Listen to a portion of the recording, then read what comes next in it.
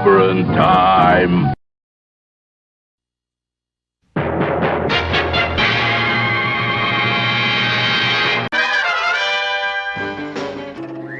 Atomic batteries to power. Turbines to speed. Roger. Ready to move out.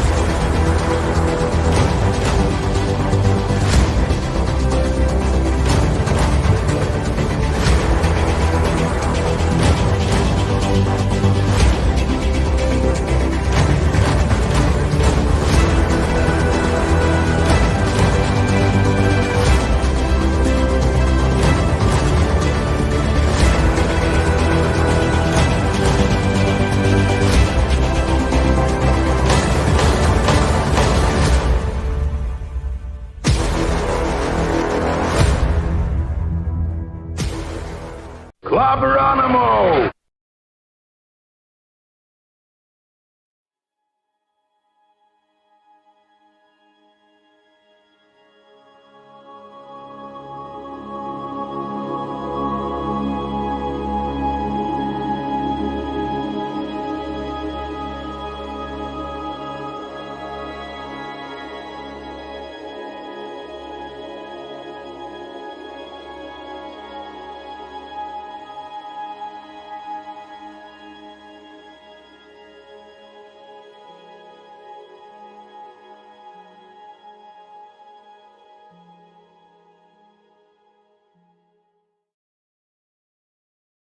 I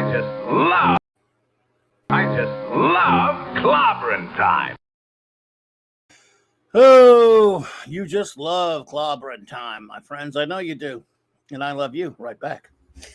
Welcome, everybody, to Clobberin Time's Wild Card Wednesday night, where I do wild cardy stuff, so to speak, I guess, sort of, kind of. Or I just sit here and talk to you, which is wild cardy in itself, isn't it? I'll talk to you fucking wonderful people there. You guys are amazing.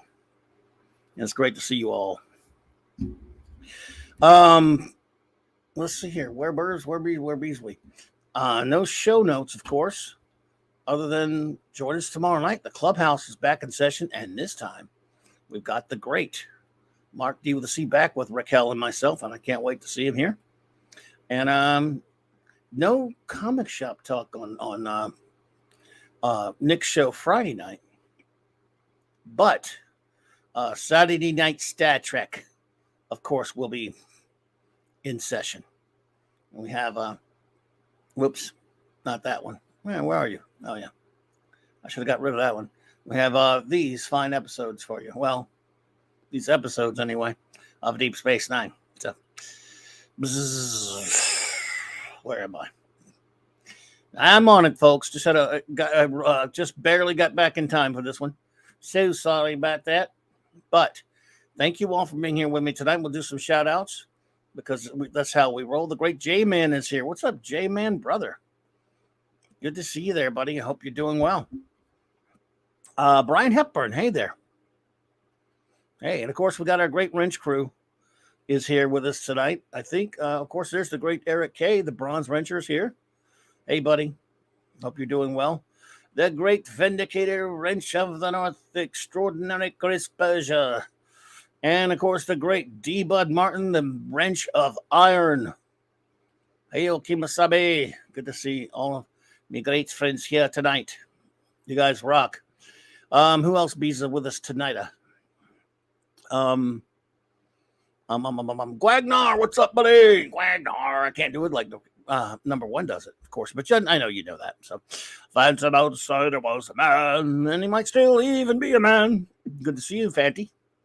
Dave Rayburn, what's up, cuz? Hey, bro. Good to see you, man. Uh, whom else is here? Up in here? Maybe all who think that's everybody for the moment. Anyone else pops in, and I hope other friends pop in. And anyone out there who may be lurking, thank you out there. And anyone out maybe listening to this on a download or a repeat or whatever, thank you. It's a busy night out there tonight. I'm going to stick to my time slot no matter what. But one of the bigger shows that was on Sunday nights, my good buddy Dimcock, he is now on Wednesday nights. I think he started a couple hours ago. So the pop culture breakdown, which I love as well. I haven't been home, so I haven't been able to listen to it, but he's on. And of course, I love my buddy DC. I hope he is doing great. And yeah, but I'm going to stick to my time slot here, and all of our friends will join us, and anyone's over there, I certainly understand it, and just hope he is doing great. I think he went on a couple hours ago, but he'll be on for a good while. But anyway, what is going on in the geek world, or the geekverse, as we say? Lemon Pie, hello there. Good to see you. Oh yeah, big shout out to the great Hungry Boy for hanging out with us Monday night. That was a lot of fun. So cool hanging out with the great one for the first. I mean, I got a chance to talk to him a little bit. Oh, thank you, D-Bud. You're too kind, brother. Man, the Iron Wrench, man. Thank you, buddy. Thank you, man. Well, you know I love my buddy DC, so, and I'm with him all the way. I'm with him to the end of the line, pal. But I had to stick to my time slot here. He understands. And like I said, it's still enough for him anyway. So what was it? Where were I? Man, I don't know where I was. I was just shooting off stuff.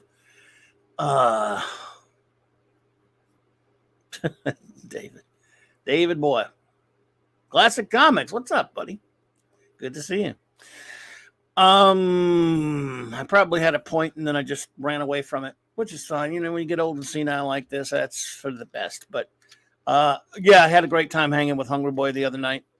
He was really cool. I mean, like I said, I'd hung out with him a little bit on one of the on our members stream, which we'll be having one soon.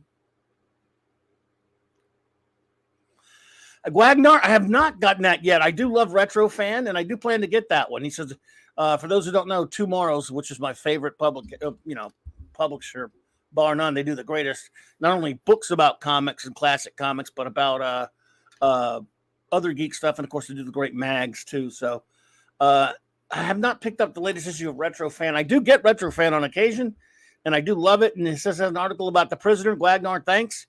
I do plan to order that one. Retro Fan's a fan, for those who don't know, is a great mag that TwoMorrows puts out there. Adega Outlaw. Well, hello there, my friend. I'm honored to have you pop in, sir. Good to see you. Yeah, for those who don't know, I love TwoMorrows publications. I've been, John Morrow, who publishes that. I've been buying comics from him directly since the mid-'90s, since he first started a publication called the Jack Kirby Collector, when it was a little black and white pamphlet. I have every issue of the Jack Kirby Collector, and we'll get every one that comes out. And I remember buying those early issues from him through the mail before he was, publishing a lot of stuff. And then eventually, he started putting out a lot of other mags. And just for the past 30, I guess certainly 20 something years, almost 30 years, certainly at least 25 plus years, TwoMorrows has put out the best stuff when it comes to, if you're a comics fan, or if you love comic book history like I do, the best mags and the best books about comics history, bar none. I don't think anyone does better stuff, but I guess I'm just biased that way. I love, like I said, I've never missed an issue of the Jack Kirby Collector, and I used to love Comic Book Artist that he did. Then later, Comic Book Artist disbanded, but they started up sort of a replacement book called Back Issue Magazine. You all know how I rave about Back Issue Magazine all the time. I have every single issue of Back Issue Magazine. It's like they're up to 130 something or other. I also love Roy Thomas's Alter Ego Magazine. I pick that up whenever there's something in there to interest me. I don't have every issue like I do the others, but occasionally I get Retro Fan, and Gwagnar, thanks for that. I just bought an issue of Retro Fan recently, and I will definitely get the one with the prisoner in it. I just got a couple of new books. I got the Team Up Companion that just came out, which is a great book. I'm enjoying that, and of course the Art of Dave Cockrum, which I'm enjoying that as well. So I love me some TwoMorrows. They're amazing. John Morrow, Michael Urey, and Roy Thomas, and those guys. They put out a just phenomenal company. And Glagnar says, I recommend the American Comic Book Chronicles series from TwoMorrows publication. Those books are great. I only have one of them now. I can't remember which volume I have. There are a bunch of them for various ages and or decades of comics, Glagnar, but I concur, my friend. Great books. Great books. Again, I know that's not everybody saying. Even people who like comics, some of them don't really care about the ins and outs, the interworkings, the minutia of comic book history. I do. I love it. Obviously, I don't. You got the 40s to the 90s. Yep, they've done the 40s to the 90s. Yes. Certainly, I'm not. Hey, Dad, man, walking. Good to see you, buddy. I'm not I'm by no means a comic book historian who's qualified to call himself that, but I've always been a huge fan of comic book history, and as such, love to buy books about it. Love the stuff that TwoMorrows does. So, just great. And I show stuff from their mags here all the time.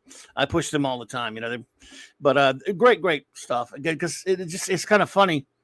The only things that come out concerning comics that I look forward to now are publications about comics. They're not actual comics. They're comics histories and stuff like that. Like, again, Alter Ego deals with, hey, the lovely Sherry's popped in. Good to see you, beautiful lady. Let's look at that.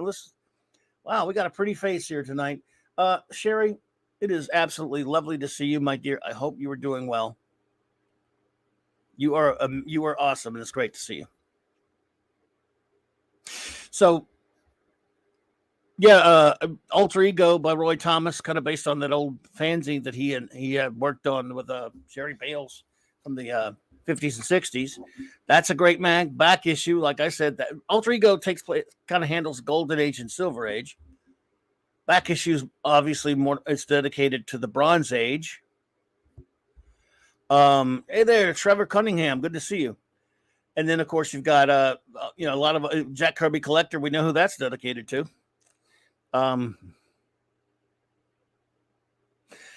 Trevor, you say cartoonist Cafabe. Is that how you say it? Cafabe? Cafabe? I'm not sure if I know that. Is that a mag or what? They do other mags, too. They've got Comic Book Creator, which I pick up sometimes. They actually do one called Brick Journal. That's for Lego fans. And there's Retro Fan, which I pick up sometimes, which shows, again, pretty much, well, I'll pull it up and show you Retro Fan, because I have a few issues of that, a number of issues. And Retro Fan is really cool. Let's see if I can...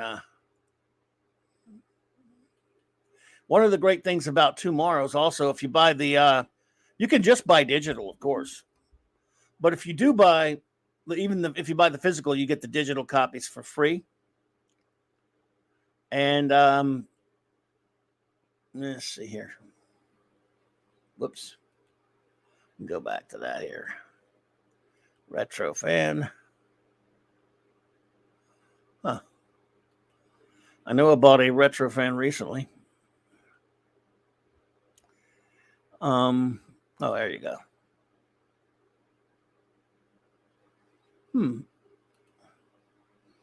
Find a Retro Fan issue that I bought recently. There you go.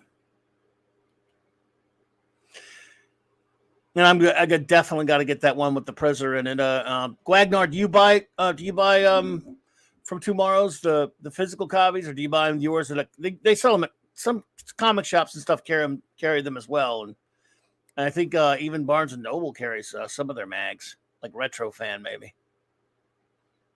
So how do you get yours, by the way? Glagnar, how do you get your copies of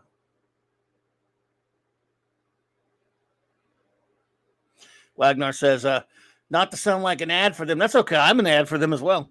I'm definitely an ad. Oh, okay. I got you, Trevor. He said that's a podcast on YouTube. Thank you. I have not heard of that. I'm sorry. and shout out to them. Not to sound like an ad for them, but if you are at all interested in their website, and their website has a free issue of each of these magazines you can check out. I have a link in my description below for TwoMorrows that I keep down there all the time. You get yours at the comic shop. I got you. J-Man says his shop gets Kirby Collector. There you go. Yeah, shops do carry them. They're solicited to shop. Some shops choose not to carry them. Here's the latest one I've got that I ordered a while back. They have an article on wacky packages in this one. And it's got Carolyn Monroe on the cover. Yeah. How do you like them apples? This issue from a couple months back. Let's see. Dig those kooky collectibles. Wacky packages. Watergate at 50. Hammer, Harryhausen, Bond, Burroughs. Interview with Carolyn Monroe. Go-Go Dancing, Pauline Perel, Rare Pro Wrestling Erasers, Red Skelton, Museum, and more. Great stuff. This is a great mag. I'm sure you all remember Courageous Cat and Minute Mouse.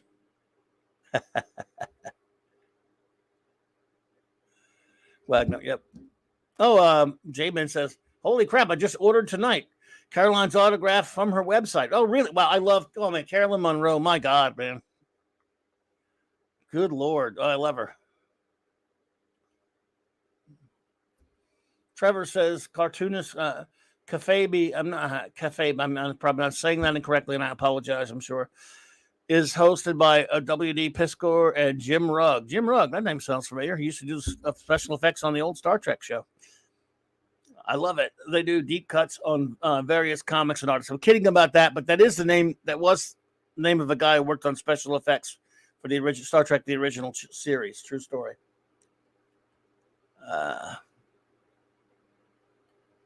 Let's see here.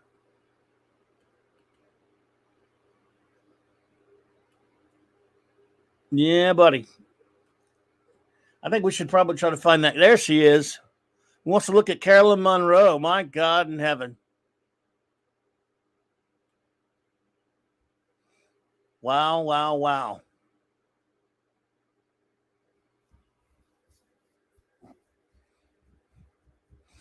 Wasn't the frog the star of that show? The frog? I don't know. Star Crash versus Galaxina this Friday on J-Man. By the way, please, everyone, if you have not already, please go and subscribe to J-Man's channel. He has a great channel. He's been doing these things on Fridays and other nights. I think Fridays mostly, where he does takes two old films of similar type from genres, of course, and compares them, like he did Outland and Saturn 3 in one of them. And this Friday, he's comparing Star Crash versus Galaxina. That's this Friday. You watch Star Crash? Wow. But yes, Carolyn Monroe was fantastic. She's been at cons all over the place, and I've never been able to get to meet her. I wish I had. I would have asked her so much. I would have asked her to marry me. Anyway, this is the latest issue of Retro Fan. Oh, my God, man. She was so fantastic in the Sinbad film. Oh, my. Kyle L. Buddy, what's up, bro? Yeah, so isn't that a treat? You come to Clobberin Times and you get to see Carolyn Monroe. The new Retro Friend has, that's the one I got to get. Let's see, the new Retro Friend has articles on color forms, M&Ms, The Creature from the Black Lagoon, and Flash Gordon. Yeah, the Flash Gordon cartoon. I didn't realize that was already out. Thank you, Guagnar. I'm ordering that tonight. I've seen Star Crash tons of times. Her autograph is cheap, and you get a kiss on it with the lipstick leaving a mark. Wow, she was, and I hear she's really great at cons. People who meet her have said she's really sweet and terrific, and still a lovely lady. One of the most gorgeous, sexiest women who's ever been in any movie ever. My God, in my opinion, Carolyn. Oh, good Lord. There she is in the Hammer films. Dr. Phibes. Oh my. At the Earth's core. Wow.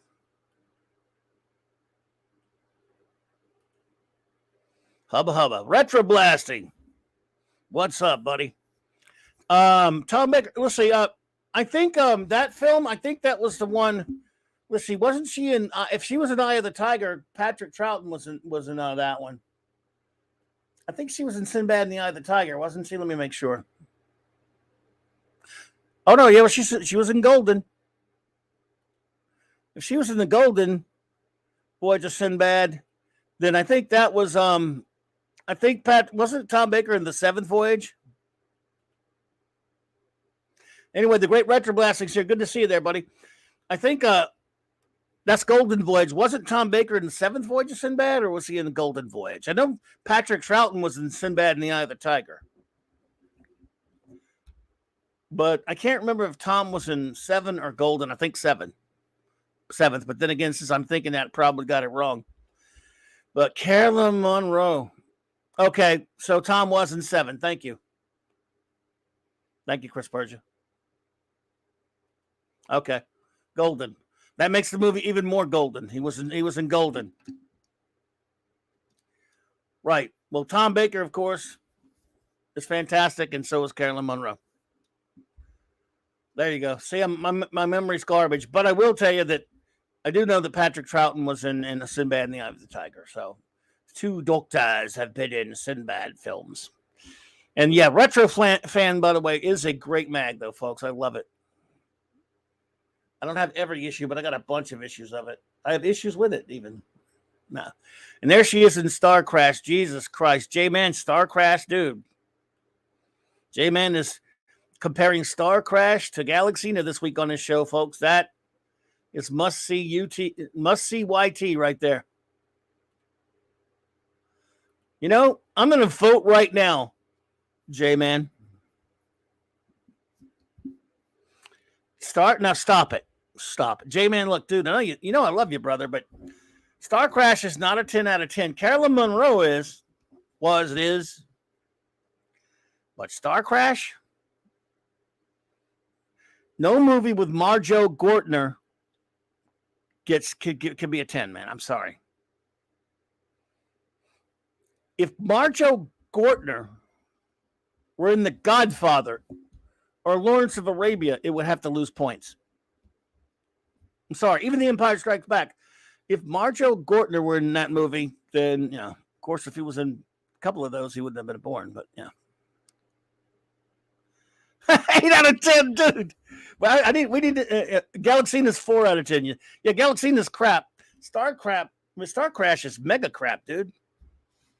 They're both bad, but as much as Dorothy Stratton was a lovely woman and had a tragic ending, out of the two, the only judgment you're going to get from anybody is who's hotter. You're not going to get, the movies are both poo-poo. See, Trevor, you know, everyone will save the vote, obviously, for J-Man's show. I'm going to take over your topic there, buddy. But I'm just saying, if we're going to hotness, can you honestly say Dorothy Stratton is hotter than Carolyn Monroe? I think not, my friend.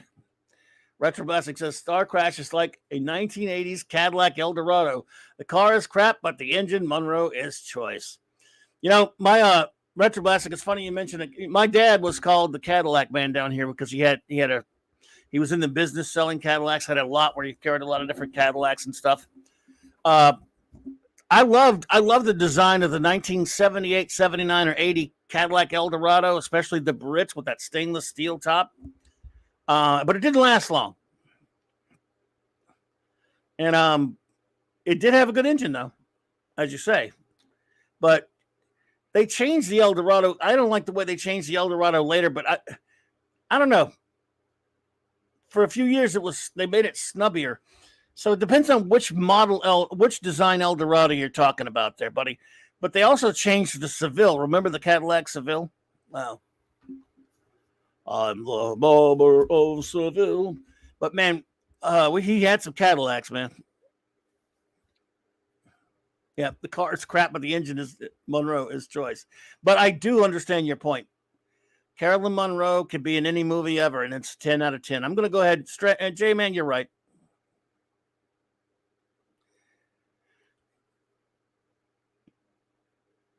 What issue is this one? This is Retro Fan number 19.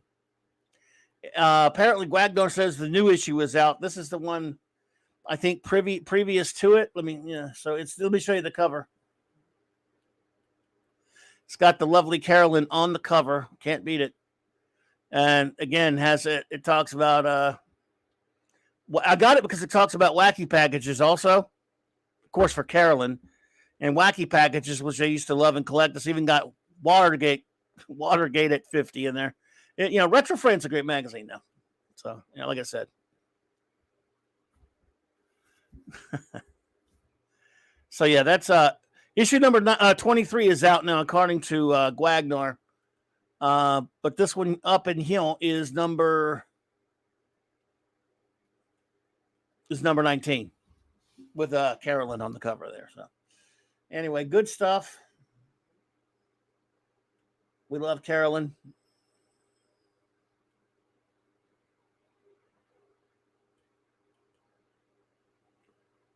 Yeah, she is. She's the best. She's something.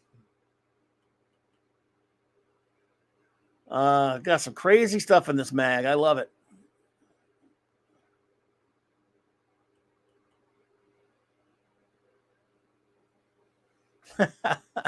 Bully Barrel.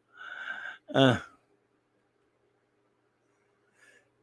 says Clobby missed the issues with Julie Newmar and Sergio Garnes. No, Argan. No, I actually do have some of those too. I have a bunch of issues of it. I just don't have every issue. I think I've got one with Julie Newmar, but I could be mistaken, my friend. Maybe not. I think I do. I can't remember now. I bought a bunch of them. And again, like I said, the great thing is they've got them on digital. So no, I'm not trying to steal. By the way, I'm not trying to steal TwoMorrows Thunder. I'm just trying to promote them because I love them so much. So once in a while, I'll show bits from their mags. I bought it also because, again, did anyone else here collect wacky packages but me? Oh, I own tons of wacky cards, says J-Man. Yeah, I love wacky packages, man. Also, David Hasselhoff in Star Crash, thus solidifying nothing with David Hasselhoff should be rated that high either. Come on, dude. You don't like David Hasselhoff, do you? What are you, Star-Lord? I mean, the movie Star-Lord? Huh, just kidding. I'm just busting your chops, man. Wacky packages, man. But in the early 70s, as a kid, one thing I loved almost as much as comics were wacky packages. We used to buy those by the tons. And sometimes at the same time as buying comics. Often at the same time as buying comics at 7-Eleven. And it was great, man. They were the best. They're ridiculous. But we were kids. We just thought it was the funniest thing ever. These stickers with these spoofs of, products on them. I even had a T-shirt. I had a couple of the T-shirts.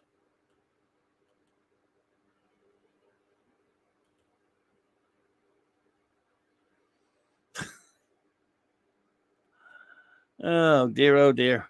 Quizzes.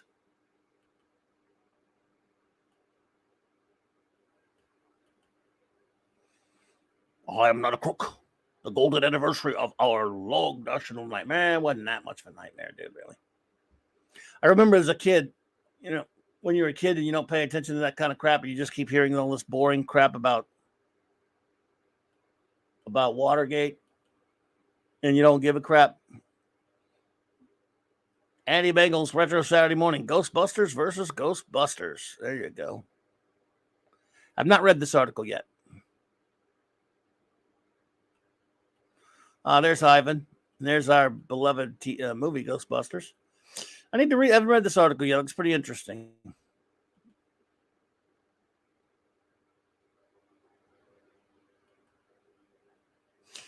D-Bud says I didn't get wacky packages. I got the old Rods cards. Oh, the Hot Rods cards from the 60s. Yeah, you talking about the Hot Rods sticker, the cards? I think I remember those. If I'm thinking of the same thing as you are, D-Bud.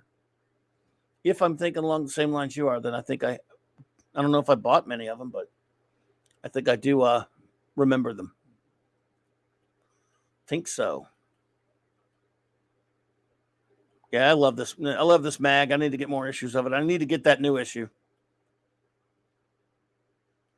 Let's see what the next issue of Retro Fan looks like.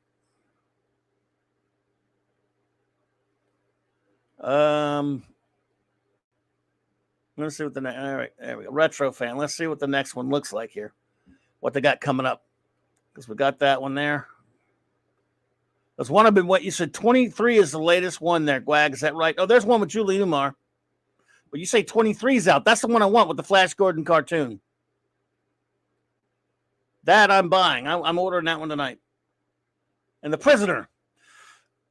Thanks for reminding me, Wagner. I probably would have waited. I probably would have forgot to check on that. Phantom Outsider says the most amazing thing on Watergate was the FBI had the DNC HQ under surveillance when it was broken in to as escort service was being run out of it. Yeah. We're not going to litigate that here or anything, but sure. I'm just talking about it as a kid. I'm talking about a kid's the Times reaction to it, like it was all over the news back when there was. I mean, there were news was still run by idiots, but when there was actual national news that your parents would watch, then you were really annoyed that they were watching it. Because, man, remember when that crap started happening, I was, I don't know, 8, 9, 10 years old, somewhere up in there. I didn't give a shit about it. So, yeah, look at that. Look at that issue. I got to have this one. Okay. Oh, they were crazy cars. One's Odd Rods and Otter Rods. Okay. Oh, cool. Otter Rod Rods. The new back issue magazine is going to be about old pulp heroes. Yes. Well, that's already out, Trevor. The one after it came out too. The one about I'll show it to you in a minute. But they have one out with a gold key, nice gold key type cover with Flash Gordon on it, if that's what you mean. Anyway, look at this. I got to have it. I got to have this one here. Flash Gordon, the Saturday morning tune. Oh, yeah. I have that Flash Gordon cartoon as well. Even better, though, is unfortunately they won't. There's something to bitch about right there. The Flash Gordon Saturday morning cartoon by Filmation, I do love it. However, the regular Saturday morning version itself pales in comparison to the TV movie that a lot of it is derived from, that was cut like a movie. It's there. I don't know if maybe if you think Filmation has done any animation better than that, I'd like to know what it is. Than the one that's called Flash Gordon, the Greatest Adventure of All, which aired as a TV movie around 1979, which they didn't include in the Flash Gordon cartoon set. They did not include it on that set. They have in the early episodes that chopped up the movie and changed a lot of stuff and cut a lot of things out and serialized it. And it's okay. But the movie has a lot of things that aren't in that Saturday morning cartoon. It was movieized and shown on NBC twice at least. Called Flash Gordon, the Greatest Adventure of All. If you're not familiar with it, someone's got it on YouTube. I finally got a bootleg after I wore out my VHS copy for years and years and years. I remember recording it in 1982 on its second and final run. And wearing that damn VHS out. I sat there and chopped commercials, paused during commercials. And I've watched it over and over and over again. Then 10, 15 years ago, whatever it was, at a con, I remember getting a bootleg that was a bit of a better copy. It was a DVD, still not the greatest copy. And then a few years after that, they came out with the cartoon set for the series, the serialized Saturday morning series. And I love it and all, but I was so pissed off it didn't have the movieized Greatest Adventure of All, as it's called, which pissed me off. Aaron Hyde, 84. What's up, buddy? Good to see you.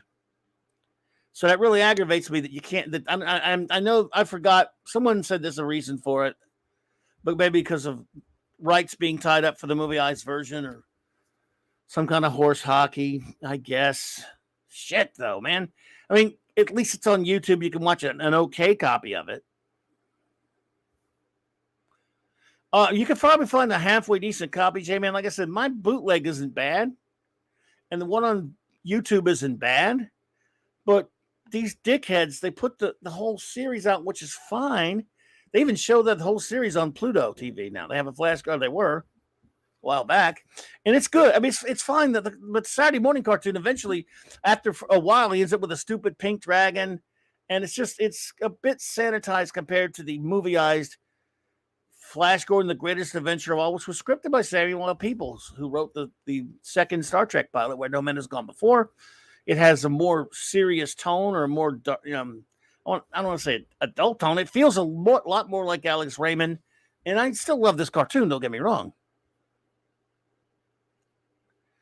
You think it's on Amazon Prime and Tubi, says Ironhide. Maybe this cartoon is, but I don't know if the movie eyes. Remember, I'm speaking specifically about in 1979, a TV movie-ized version animated by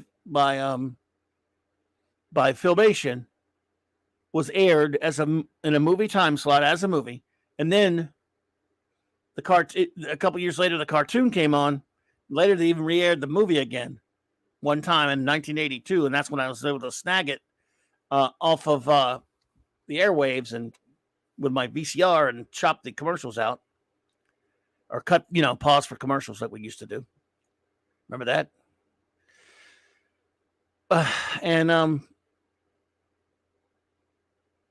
But then later, I think the Sci-Fi Channel started running this cartoon, the serialized Saturday morning version, which again is fine. I like it, even though, except for the stupid pink dragon. Jesus Christ. See, they couldn't even let Flash Gordon be cool. They had to add a dumbass pink dragon. God damn it. Idiots. I mean, hey, in the movieized version, not to spoiler too much, but they show Yahtzees, and you know who. Rhymes with shit. Lur. I mean, it was badass, man. It was just so good. Good God, I love that. I've watched Flash Gordon: The Greatest Adventure of All 10 bazillion times, and like I say, you can find it on YouTube, and that's way different from the Saturday morning series. Nevertheless, if you could find a box set of the Saturday morning series cheap, I certainly say you should get it. But why the hell did they put it on the box set like that? Put that. I mean, it's like the original. This is maybe different, but the original Buck Rogers set for the first DVD set, I remember getting that. I still have it. They put the movie on there, but they didn't put the Awakening pilot TV with the added stuff episode on there. Now they've subsequently done it later with this current Blu-ray of Buck Rogers, but anyway, it's weird.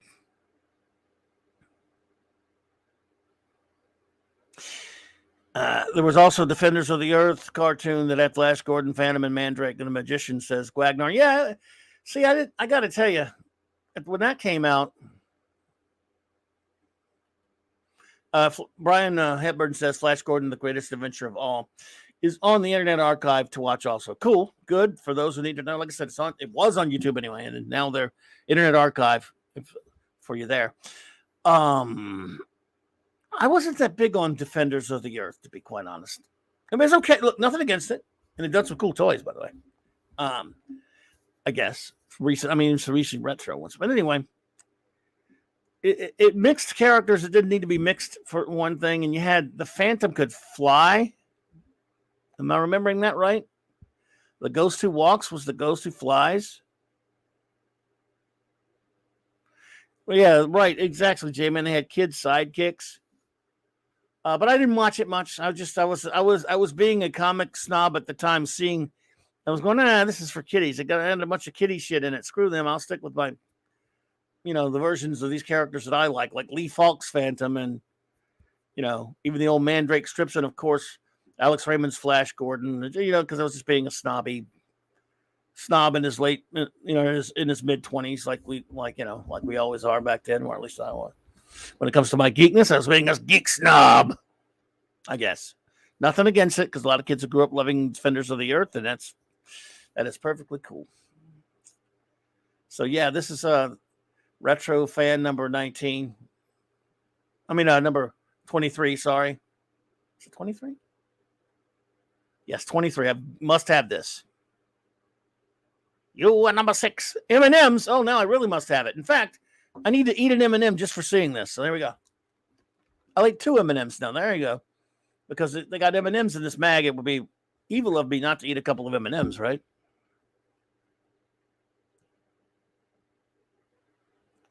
Wow, they still have Sunday Phantom strips in your paper there, J-Man? That's cool. Nice. Niceness. Phantom says, he says, J-Man, the kids were heroes in training. Ugh, terrible. Yeah, kids ruin everything. The little snots. I'm just kidding. I love my kids. There was this. What was it about the 80s cartoons where they had to make everything kiddie, like Muppet Babies and Flintstone Babies and this Babies and Tiny Toons and all that other kind of crap?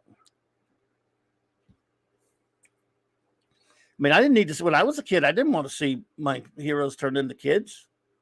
I mean, it wasn't that I didn't like kid heroes. I did. But I didn't want, and I love Superboy, for example, but that was because I loved him because they were still doing Superman comics. So you could see his adventures as a boy and as Superman. I didn't think they needed to replace him with a kid, and they didn't do that. But here they were like, they'd make a new Flintstones cartoon. It was Flintstone Babies or whatever. They bring the Looney Tunes and make Tiny Toons. And the Muppets, they would make Muppet Babies. What was that about in the 80s, huh? Jesus. And as a kid, as a kid of the 70s who wasn't really watching any of those, what I thought pretty lame-looking 80s cartoons, because, again, I was going through a snob phase with that, I guess. I just liked what I liked. And I'd see all these babies cartoons, and these kids, I was like, what? Flintstone kids? What for? Why would you do this? It was definitely not my bag, baby. M&M's, yes. The Creature from the Black Lagoon, Raquel would love that. Oh, wow. My number 1. Raquel would love to see this here.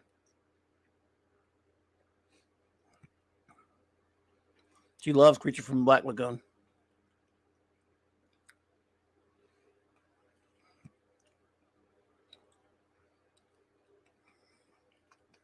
Oh, boy. Secret Agent Man, they're giving you a number. And they're taking, Flash Gordon. Andy Mangels is a good writer about pop culture stuff. Oh, I showed this last. Oh, boy, I'm in trouble now. I'm glad I got that off of there. That was in the mag. I'm probably going to get flagged for it now. Shadow Chasers.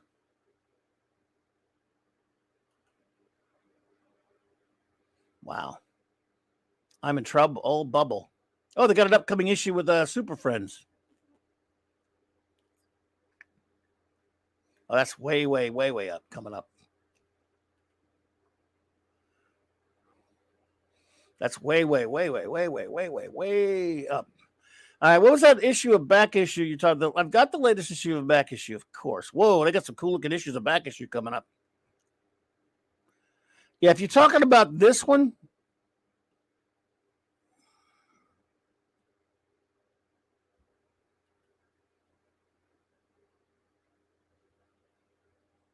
Classic Heroes issue, whoever mentioned it, Trevor, I believe. This one's out. It's in fact the issue after it is also out. This is a cool issue. I have it. They got some really cool stuff in here. And you can go to the site and look at a little preview of it. Because that's how they roll over there at the TwoMorrows and those illustrious gentlemen. So let's see when the next one's coming out. The next issue that's not out yet, I don't think, is coming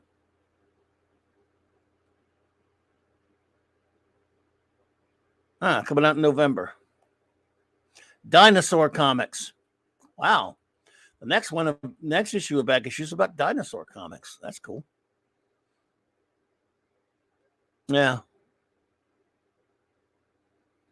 Oh, yeah, Trevor, though, it's a cool issue. I love that Gold Keys Flash Gordon cover. Oh, man. Mark Schultz, Xenozoic Tales. I used to get that. Let's see here. So, William Stout. Big issue about with William Stout coming up.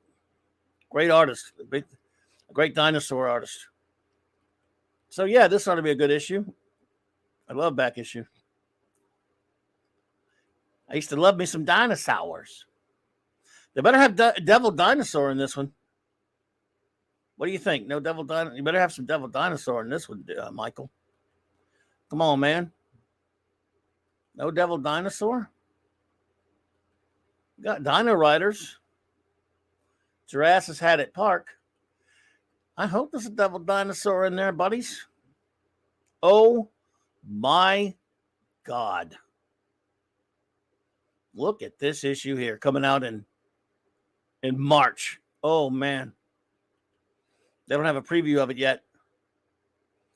A Superboy in the Bronze Age issue. Oh, my goodness.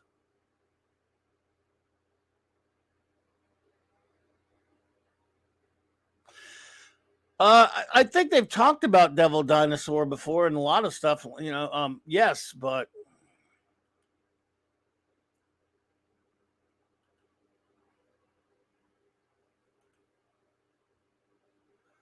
oh man, I can't wait till this one.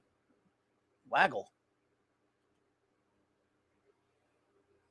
I can't wait till the Superboy in the Bronze Age issue then. They got a Neil Adams issue coming out next year. They've got a oh man, a lot of great stuff coming up for Back Issue magazine. Kazar. What's that? Spider-Man Rogues issue. Let's see. Oh boy. Bronze Age Rogues issue. Yeah. Well, damn. That's pretty cool. And that's some TwoMorrows stuff there. Shooter 8323. It's good to see you. Been a while, my friend. Always good to see you, buddy. Yeah, so anyway, that's some comics, enough of that comic foolishness, I guess. Well, it's Wild Card Wednesday. We can do whatever we want here, of course. I kind of did a little bit of this Monday night, so I don't really need to go too far into it. But if Ezra's not here, because I would do that with if Ezra's here, talk some Doctor Who. I won't go too into. I already told you what I thought about the power of the Doctor. I did not like it too much, obviously, because I hate the whole Chibi era and Jodie and stuff. But I did. Some of the nostalgia kind of got to me. I'll admit it. I'm a sucker. I'm a sucker for that. Been helping with the flood in Victoria, says Shooter. Oh my goodness. Oh yes, I've heard about some of that stuff. My goodness, that's some horrible stuff. I'm glad you were helping with that. Mark D with the C. What's up, dude? Hope you're feeling better, bud.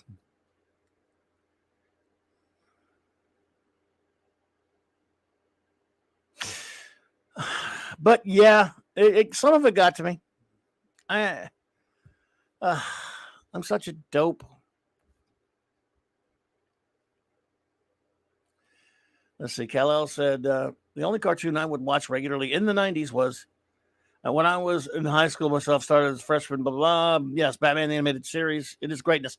Thanks to Mr. Enabler Mark D right there, I was able to finally get Batman the Animated Series on Blu-ray, the complete set, because they had a special on Amazon, so I scooped it up.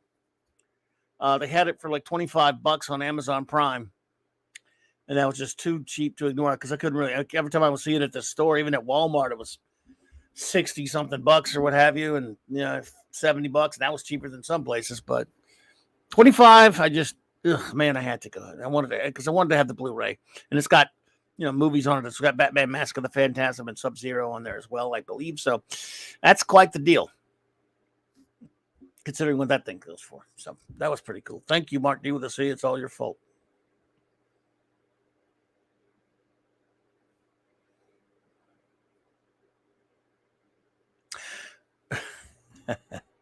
Wagner says, my local comic shop had DC Archives, so 50% off. So I picked up volume 1 and 2 of Enemy Ace. Great books. I have the first Enemy Ace Archives. That's great stuff, buddy. And that's pretty damn good price because archives are pricey. So half off. Anytime you get one half off, it's not too bad. That's not too bad because that's probably a $50-something book. If I were to speculate, the cover price. Probably should say back cover price because the price is on the back. So that's not bad, buddy. Oliver Bellante, welcome. Good to see you. Oliver says, Clobberin, I wouldn't mind if Carolyn Monroe would have played Vampirella. Well, I wouldn't mind either. She was my choice if a Vampirella movie live movie in the 70s could have been made. And there was a lot of talk about one. If you even in the Vampirella magazines and in the Warren magazines and other trade publications, they announced a Vampirella movie back then. I clearly remember that. Well, not clearly, but with some cobwebs here and there. But they did announce one to the point where I kept looking back. Did they make that and just not release it? To my knowledge, and that's where I'm sketchy. I don't know if they were just talking a game or they actually filmed it. I think there may have been some kind of fan film made at some point. I'm talking about in the 70s. So at some point, some kind of either a fan film or some film was talked about. I don't know if it ever got made, but if they had been casting a bigger budget Vampirella film in the 70s. That's right. Oh, okay. Hammer was supposed to make a movie of Vampirella, and they had a poster. Thank you, Trevor. That's what I'm remembering. My memory sucks. Thank you, Trevor. Jabin says dollar stores in Canada have comics, so my buddy got Starman Archives for $5. Yes, I've gotten some archives cheap at Ollie's in some cases for, I want to say $7-8 archives now, and yeah, that's $5 for any archives is insane. So good on that because Starman Archives even better. It's great. Not something you're going to find everywhere. Wagner says, doesn't Robert Meyer Burnett have a six scale Carolyn Monroe Vampirella figure? I don't know. Does he? If he does, that's pretty damn nice. I do not know. Guagnar. I mean, I like R&B, but I don't know if he has that. If he does, that's cool. I think he does have a Vampirella. I don't know if it has anything to do with Carolyn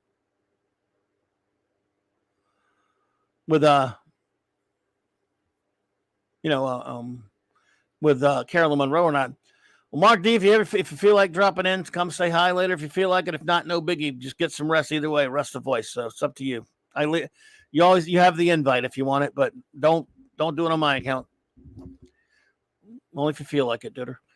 So, no pressure. So, I think she'd have been the perfect choice. Absolutely. So, I don't know, Guagnar. I think he does have one, but I don't know if it has anything to do with Carolyn Monroe or not. I think Rosetta did the Hammer poster. Oh, wow. I need to dig that up. Rob does have a custom Star Crash Carolyn Monroe one. Whoa, does he? Oh, my. Yeah. Oh, she was just, man, oh, man. I love her. And I know it's many years later, and she's a lot older these days, older than me. But I'd still love to meet her. I'd just meet her. And she's, like I said, she's come close to a lot of different cons that were relatively near me that I just didn't go to, whatever reason. But if I ever met her at a con, I would definitely go talk to her. She's fantastic. Hyde says, wouldn't you want to be Sinbad? Yes, I would. Let's see. Who played Sinbad in that one with her? I think that was oh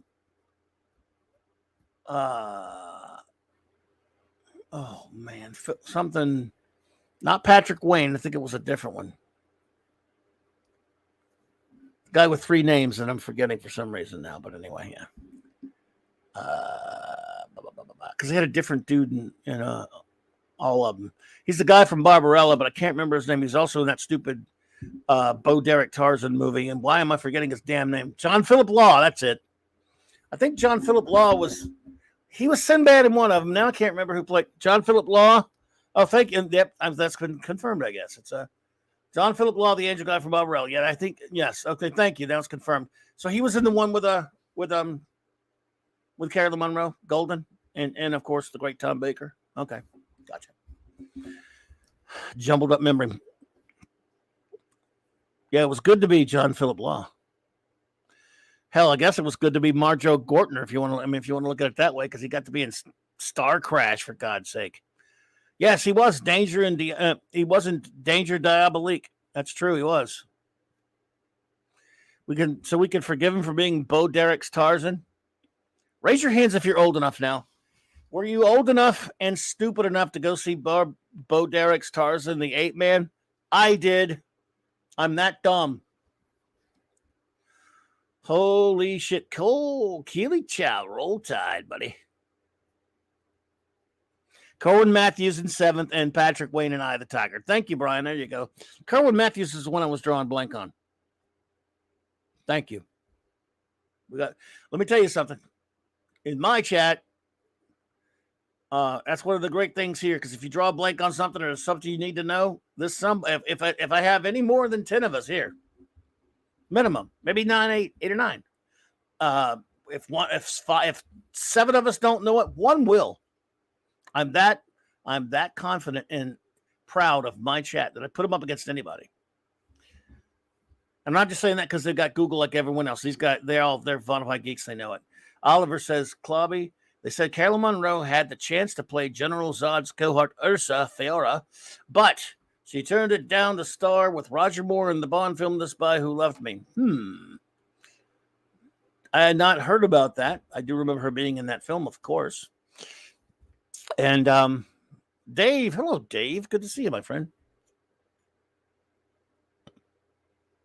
Oh yeah, Trevor says, "Yep, I'm smart like a truck. I saw a lot of Bo Derek. Yeah, but the movies. Let's see. D-Bud says I was old enough but not stupid enough. I deserve it. It's a fair cop. It's a fair cop, but society is to blame. I agree. We'll be charging him too." Eric K says, how many times you enjoyed Bo Derek in Tarzan? Admit it. I did enjoy Bo Derek in Tarzan. Yeah. Chris Persia, Clobby, admit it. You watched Tarzan the Ape Man for those select few scenes of Bo Derek. Who would deny it? You think I went for Miles O'Keefe? I mean, Richard Harris is a great actor, but to watch Richard Harris embarrass himself is not easy. But he got paid, so whatever. But John Derek's a dummy. But Richard, Bo, of course we all went to see Bo. Nobody went to see Miles O'Keefe, who, like some people joked, he looked like Elmo Lincoln. Anyone who gets that reference, you know some stuff. But I love, remember MST3K when they were talking about the stupid movie, it was Ator the Flying Eagle, but it was called Cave Dwellers. It was a chumped up version of that movie, but it was called Cave Dwellers, and it had Miles O'Keefe. And they made they said, this movie, how much O'Keefe does this movie have? It has Miles O'Keefe. Sorry. Hey, MST3K did it. All right, J-Man, take it easy, buddy. Yep, Elmo, the first Tarzan. That's right. The real Tarzan, D-Bud says. Well, I don't know, he was the first man to play Tarzan. That's true. But that's true. That movie did have Miles O'Keefe. Brian Hepburn, yep, he says deep cut. Is Guy Williams Oh, Guy Williams was Captain Sinbad. That wasn't Captain. Yes, Guy Williams is greatness, by the way. I love Guy Williams. He's a hero of mine. Hey, yo, Midnight's Oblivion. What's up, buddy? Welcome, sir. Welcome. Good to see you there. Good to see you there, chum. But yes, that movie is still garbage. Just because Bo Derek was super hot in it, and I guess you could kind of laugh at Richard Harris chewing up the scenery as he did. Tarzan the Ape Man, man, that was a bomb and a half. It was 1980, I think, right? And I went to the theater. I think it was by myself. That was so long ago, I didn't even know Claudimus. I think I went by myself to see that crap. I never wanted to be a snake so much in my life. Okay, figure that one out. Yeah, obviously. But Jesus Christ, that movie sucks. Because you could just watch 10 with Bo Derek, or you could just open up a Playboy. You don't have to sit through Tarzan the Ape Man. But as a Tarzan fan, I went. Okay, was it to do with Bo Derek? I don't know. I mean, it wasn't one of those kids that, look, I liked Charlie's Angels as a kid. I loved Linda Carter. Did I think Bo Derek was all that great or anything? Nah, not particularly. I mean, it's just hot and all that stuff. But I can't honestly tell you, now that I'm being serious, that was why my 16-year-old or whatever 1980 self went to see Tarzan the Ape Man. I actually was a fan of the books, the character from books, movies, comics, and such. Mostly books, of course. And I don't know.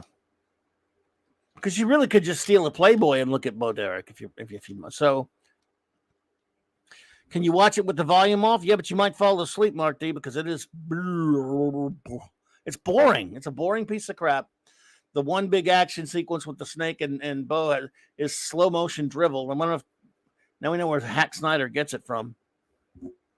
Yeah, Tarzan the Ape Man. It is a piece of garbage. Garbaggio, I say. So, but anyway, why am I bringing that up? I don't know. It's Wildcard Wednesday night. Anything could happen.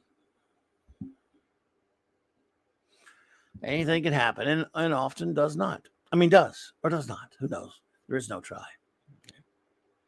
So, what are you going to do?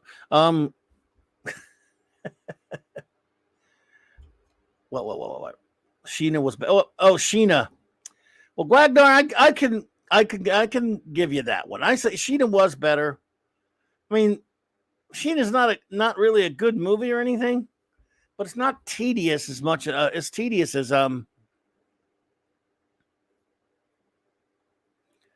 Tarzan the Ape Man.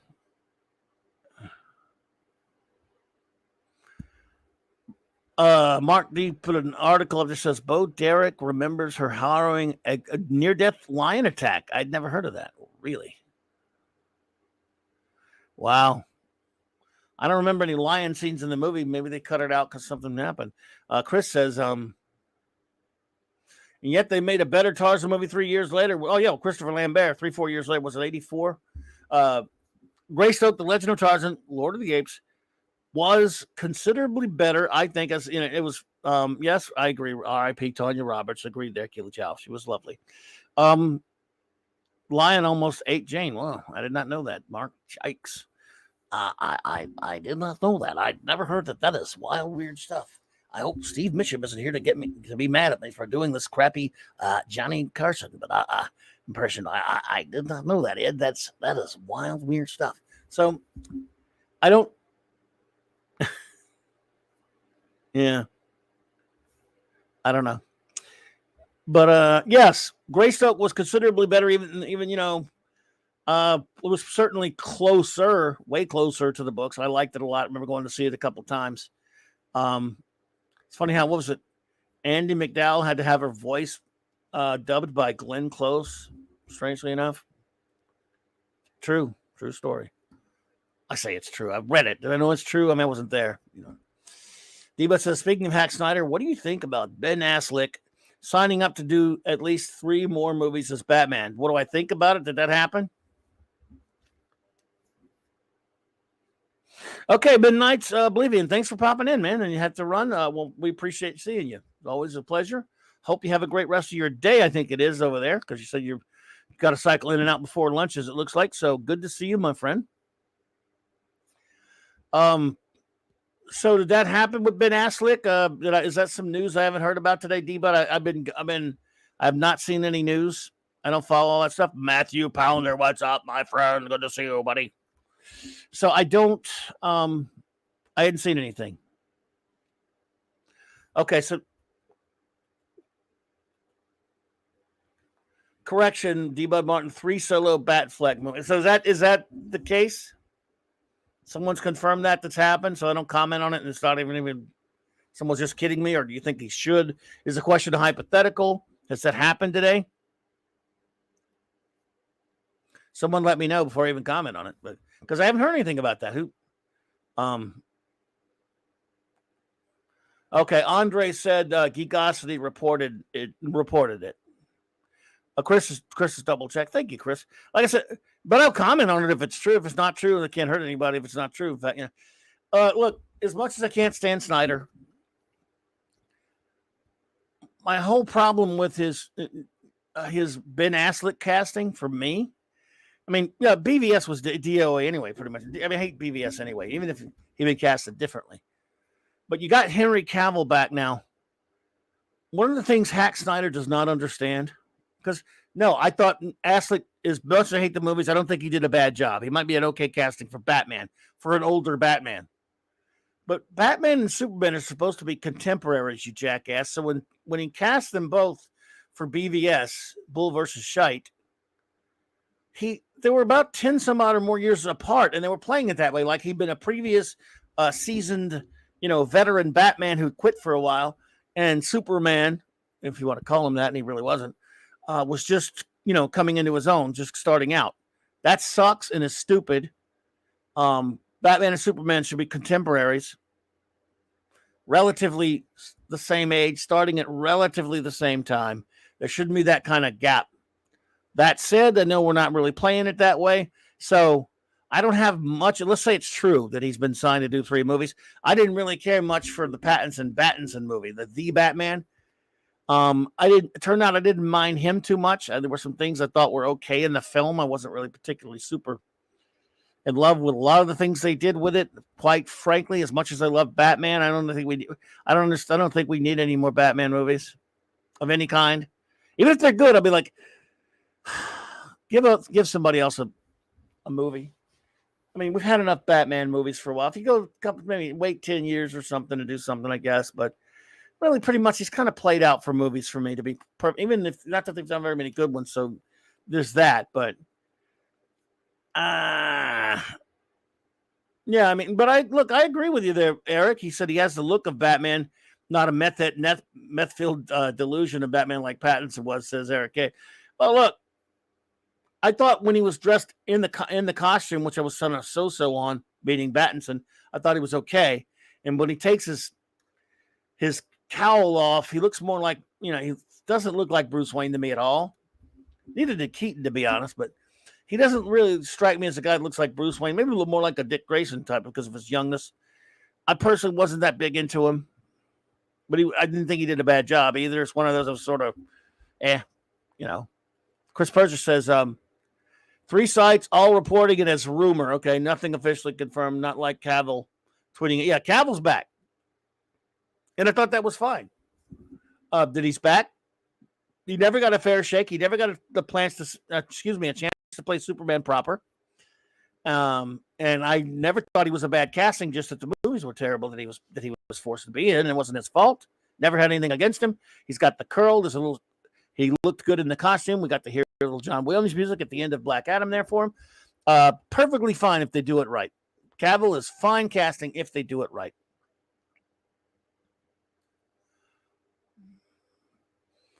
Yeah, I'm kind of with you there, Trevor. I love Batman, but give the movies a rest for a while. A big rest for a while. I agree with you there. Wagner says, with James Gunn, head of DC Studios, we may finally get a Nort movie.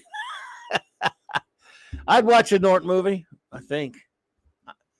Maybe he just needs like a show instead of a movie. I don't know if Nort needs a whole movie. Dave says, Booster Gold, damn it, the movie we all need. How about Chris Pratt as Booster Gold? That'd work for me. But it's gotta. I don't want it to be Booster Gold. I mean, I want it to be Booster and Beetle. Let's have Brewster Gold and Ted Cord Beetle in a series done by people who love the characters, and it will be kind of that way. Gunn could do something like that, and you won't mind it being funny because they're funny instead of everything being jokey all the time. An Earth 3 movie with Owlman, maybe, but I don't trust Warner, says Matthew Pounder. Yep. I understand. D. Bud Martin says only one man portrayed Batman and Bruce Wayne perfectly. Adam West. Gotta be the Batman. Gotta be Adam West. Yes. Yes, sir. He's got cool and savoir faire. It is Cuban cow in his gray underwear. Who is the Batman that we like best? Gotta be the Batman. Gotta be Adam West. Sorry. I like that old song. Wagner says, I want a Superman versus Ambush Bug movie. Well, you know what? That's off the wall, but who knows? If Gunn did it, I'd probably just watch it. Who am I trying to kid? I'll watch anything.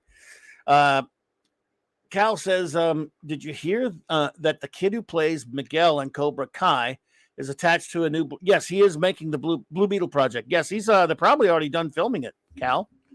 It's the Jaime Reyes Blue Beetle. The newer one. That has a chance to actually be okay. Look, I'm a Ted Cord guy when it comes to Blue Beetle, of course, but they mutilated him. I was never big on Jaime. I never really read his comics one way or the other, to be fair. And then when I saw him on Batman Brave and the Bold, the greatest cartoon ever. Fight me. I don't know. I love it anyway.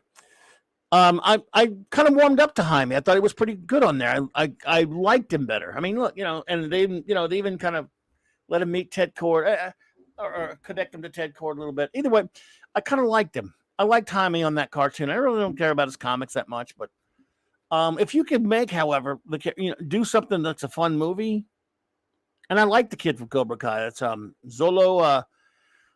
Man, sorry, Paulie. I can't remember the guy's name. Paulie's a big fan of his, but I love him on Cobra Kai. He's great. Kid's cool. So, in a good movie, who knows? But yeah, Kal-El, that might be good. I'm willing to give anything a shot. Brother Power, the Geek, and Buana Beast, says Matthew Pounder. Now we're just doing like dream teams, I guess. Buana Beast, boy, they would ruin him. Oh, man. I like Buana Beast, though. Again, that's another thing where, except for Morrison's Animal Man, where Buana Beast was kind of cool. I never really cared for him much either way. Didn't really bother me. And he was kind of good on that Justice League episode he was on. Then he was great on Batman Brave and the Bold, and they killed him. Yeah, Zolo, let's see.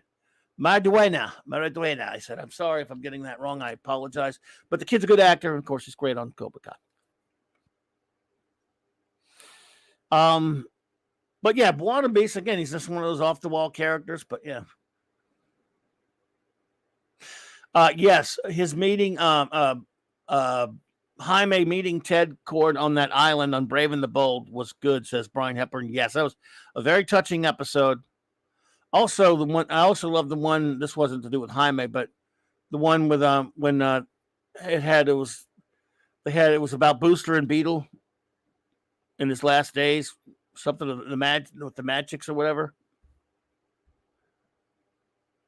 No, I appreciate that, Kal-El. Absolutely. D-Bud. The Creeper and Hawk and Dove, some DC Ditko there. That'd be interesting. Yeah, that'd be interesting. I'm gonna tell you, like I always tell you, I tell you guys this every now and then. Live action stuff, I'll watch it sometimes. It doesn't really. I guess it's just I don't know. I've gotten to the point, and no one ever really says this, so maybe there are other people that are like that, and maybe aren't. I don't know. Well, I'm sorry. I'm sorry, Oliver. I missed that. Let me get that first. Oliver does say the Black Adam film drew me a question in the end credit scene on why does Superman owe Amanda Waller a favor as he swoops down to face Black Adam. It's like Waller owns the Justice League. I didn't like that either. However, the only way I could kind of explain it a little bit, Oliver, is to say that she simply probably just said, look, this just went on. Dr. Fate's been killed in a pretty cataclysmic event that almost wiped out a country that could affect the ramifications of the world. You might want to go look into it. So she might not have ordered him. I can see that being a Superman. Let's say if he's the real Superman, I could see Superman seeing the kind of event that took place in Black Adam and him going to have a little bit of a chat with Black Adam. So that works for me. I could see that. But Oliver, that's the way I look at it. Maybe you disagree. But I think that live action stuff has gotten to the point with me. If it sucks, I'll bitch about it a little bit, then I'll kind of forget about it. If it's good, that's okay. It's cool. Comic books to me, and this is coming from just a comic book geek, and I love animation.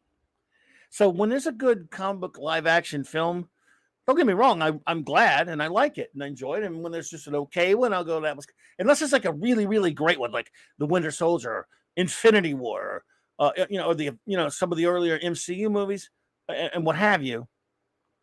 Those are the ones I get really excited about. But the more average or the lesser ones, like a Black Adam, if Black Adam's just kind of okay and average, I mean, it's just sort of decent and it doesn't really hurt anything and it's okay, just for me anyway. Stuff like that, I don't really get all that excited. I'm just like, yeah, that was all right. Yeah. Because comic books, again, we have the effects to translate them, very well to film, which is great. But as an animation fan, I just think animation is the best close cousin to comic books. So I would love to see animated adaptations of some of my favorite comics. Some have been done, some have not. The ones many have been done shoddily, in my opinion.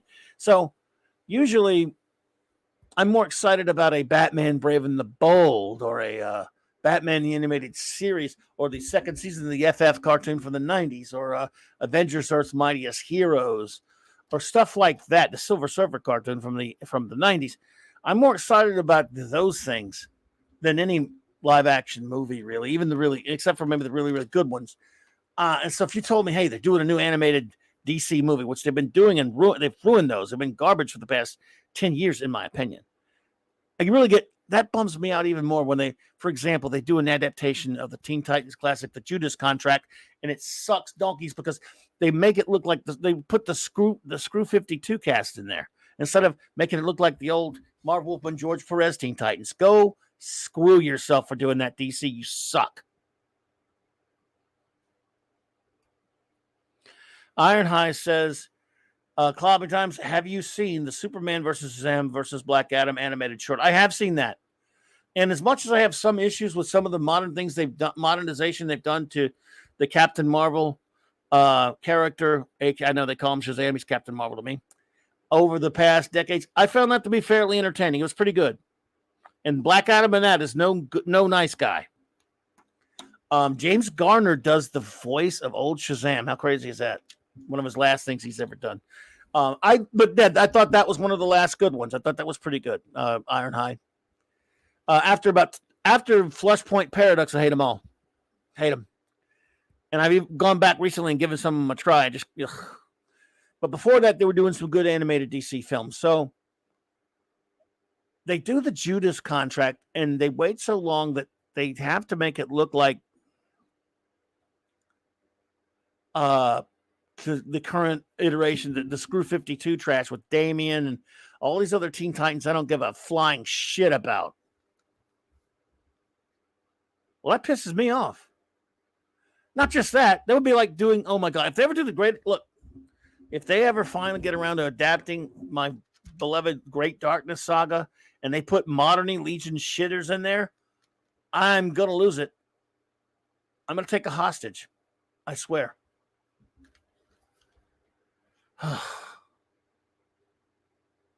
Just saying. So there were some good ones. I mean, Batman Under the Red Hood, which is adapting a story I didn't even give a shit about, but I thought that was a really good movie. All-Star Superman, which Loki and I will be reviewing soon. It's truncated, and there's a lot of great stuff from the comic left out, but it was still a really good movie, I thought. Superman versus the Elite. Loved it. I even liked, I really liked Superman, Batman Public Enemies. And even the one about Apocalypse. The Apocalypse one was okay just because it had some good stuff with the characters in it. We reviewed those recently. in spite of some of the many fanboy comic boy issues I have with Justice League New Frontier. I love that. And I love Justice League Doom. And they were really doing some good ones. And then Screw 52 comes along and they ruined the DC animated movies. I did, for the first time in years, I watched a couple of them. I watched a year or two ago, they did, or last year, they did the JSA. A JSA animated movie. I don't know if any of you watched it. Oh, my God, man. It had some interesting elements to it, but I don't know. They just didn't know what the hell they were doing, really, to be honest with you. It's kind of sucked. And the thing is, on that Blu-ray of that, they have a wonderful short, called, basically, it was Jack Kirby's Commanding Last Boy on Earth, which I really loved, done in the Kirby style. It was beautiful, I thought. And then they did Batman the Long Halloween, a comic I liked back in the 90s, in 2 parts. First part, pretty good. I like Jensen Ackles as Batman. First part, pretty good, fairly faithful to the comic for the most part. It had some things that were kind of worrying me, but I thought, okay. Then it ended with it had a line in it that, all right, look, idiots who write things like this should be nowhere near a character like that. If you write this was in a Batman quote unquote animated movie, folks. I'm not making it up. If you didn't see it, all right, I'm going to tell you something right now. If you have not seen Batman, The Long Halloween Part 1, I was enjoying it relatively well until, and this came out a year ago now, I guess. We get to a bit later toward the end of the movie. And it was a straight to video, movie. 2-parters. At the end of Part 1, there's a line in it, I swear to God, where Batman, voiced ably by Jensen Ackles, I thought, says he's talking about the whole case, how he was, getting in this one. It's fairly early on in his career, not too early, but it's not too early either, though. But he actually says the line to Alfred because he was investigating, trying to find the villain, the killer Holiday.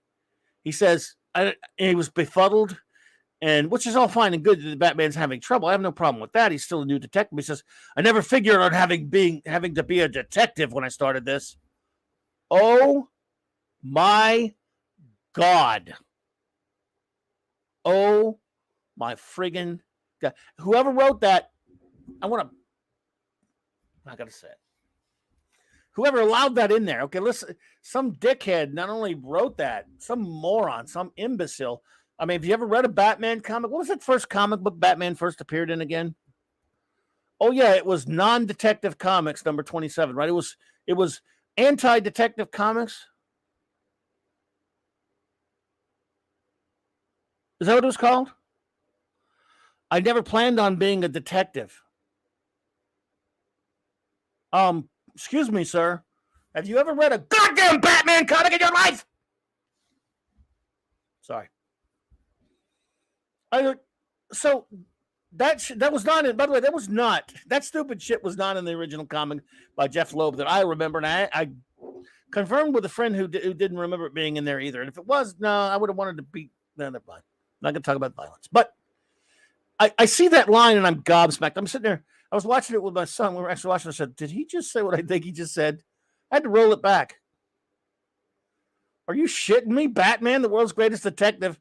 He didn't become the world's greatest detective by accident, as this movie would seem to want to imply. I'm like, so somebody had to be standing there and approving this. Jensen Ackles speaks the line. No, I don't expect Jensen Ackles to know anything, I guess. Even he might go, isn't Batman, excuse me, guys, isn't Batman like supposed to be a detective or something? Right? I mean, he's a detective, right? I know I yelled and screamed about this last year when I saw it. Sorry. But guys, isn't Batman like, are you sure about this line here? All right, I'll say it, man. You guys are paying me, but I'm sure. Whatever, guys. So, Batman is, he didn't study to be a detective. He just put on a costume to beat people up. He's Rorschach, I guess. So some asshead wrote that. Some shithead allowed it. And I'm not going to blame Ackles for speaking a line they tell him to speak. So some shitheads even editing like, hey, boss, you got this line in here. We're editing this. He actually says that he's Batman, but he never expected to be a detective. Well, yeah, sure. What's wrong with that? Okay. DC Comics, you idiots, whoever. Bruce Timm is running. Wasn't he running? Doesn't he run the DC animated universe? He's not a detective. Anyway, I'm sorry. So that happens, and so that really tainted my enjoyment of the first part. The second part comes out, which should have been called Catwoman: The Long Halloween. All of a sudden, everything that was sort of interesting, even the animation and stuff of the first one, falls. It was a cliffhanger, of course, to part one, part two. Fine. Catwoman did play a little bit too much of a role in the first one to kind of made me wonder. So the next one, Bruce Wayne is a goddamn invalid for the whole freaking movie. Catwoman has to save his ass. She's perfect Mrs. Bestus Evar the whole time. And somehow, some way, they made up this stupid shit where she's Carmine Falcone's daughter. Whoever came up with that needs to live in shit kicked out of him right there. The only good thing about any of those is the first Blu-ray short of part one had a pretty interesting short for it was based on an old war comic from DC called The Losers. That was okay. Then the second one had a great animated short that made the purchase of the DVD worthwhile. Called Blue Beetle, done in the old style of the old 60s Spider-Man cartoon. So that's just an example of how shitty these DC movies are. And I'm sorry, let me back up and see some of your chats because that was going on. Let's see here. Trevor says, would love an animated series of The Shadow in the style of Batman. Now, Shadow knows. Animated series, but keep it set in the 30s. Trevor, I'd be on board with that one. Chris Persia says, Clobby, did you watch Green Lantern Beware My Power? If so, what did you... I have not watched it yet. Now that it's on Hobo Max, I think someone said, I hear it's terrible, but you know what, Chris? I'll probably sit through it and watch it. I don't know. I might subject myself to it. I don't know. Oliver Belamonte says, Clobby, since Superman's weakness is kryptonite, I can't believe they gave Black Adam a compatible kryptonite known as Eternium. Yeah, that was kind of... Is that a magical element that nullifies any magical being? That was from, I think that's from a stupid comic, then if I remember right. But don't quote me on that because it's modern crap and I don't read much. Kal-El says, I was tempted to get the DCAU movie, but I have a feeling that I'm going to be glad that I didn't. The DCAU movie, which one is that, Cal?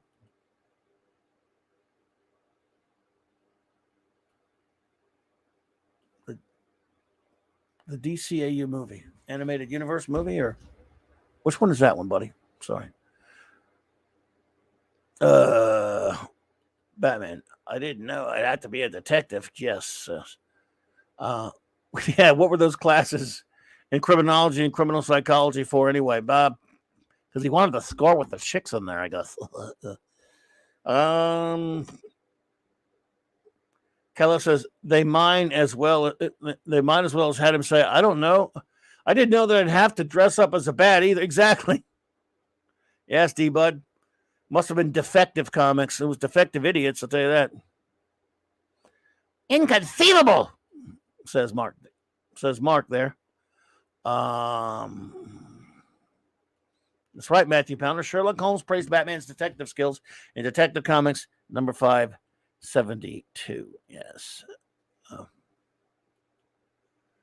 The next time you tell me, Clobby, is that Superman? The next thing you tell me, Clobby, is that Superman is from another planet. Nah. In Detective Comics 572, Batman meets Sherlock Holmes who calls Batman the world's greatest detective, but he just didn't expect to be that. Of course, he put on the costume because he wanted to just beat people up. Oh, okay. Referring to Long Halloween DC movie that you're okay. Thanks. Yeah. I'd advise you not to drop a dime on that one, Cal.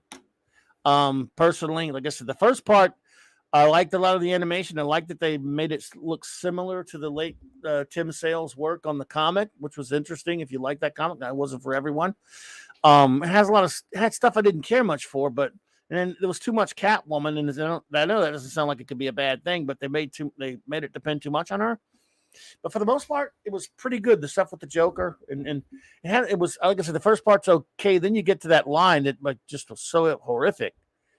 But the second part should be called Catwoman the Dong Halloween, and it is a piece of utter shash. So I don't recommend any of that crap. Really, don't even bother. I mean, if you watch it, at least don't pay for it, man. If I were you. So, however, I'm glad that I have the second part, the Catwoman Halloween Blu-ray, only for that Blue Beetle short, which is terrific. I wish they would put more of those shorts out. It's funny. They have a bunch of shorts. They don't always do a short. But these DC shorts, okay. Have any of you watched the DC shorts? Because there's some great ones and some not so great ones. Now, I could be missing a few, but let's see if I can remember. I'm just going off my dumb memory. Sorry. There was the Spectre, which was really good. It was based on the old Michael Fleischer, Jim Aparo Adventure Comics Spectres. They had a Jonah Hex one that was pretty good. I liked the Green Arrow one they did. And Catwoman when she was just Cat Stripper. I didn't really think much of that one. Let's see. God,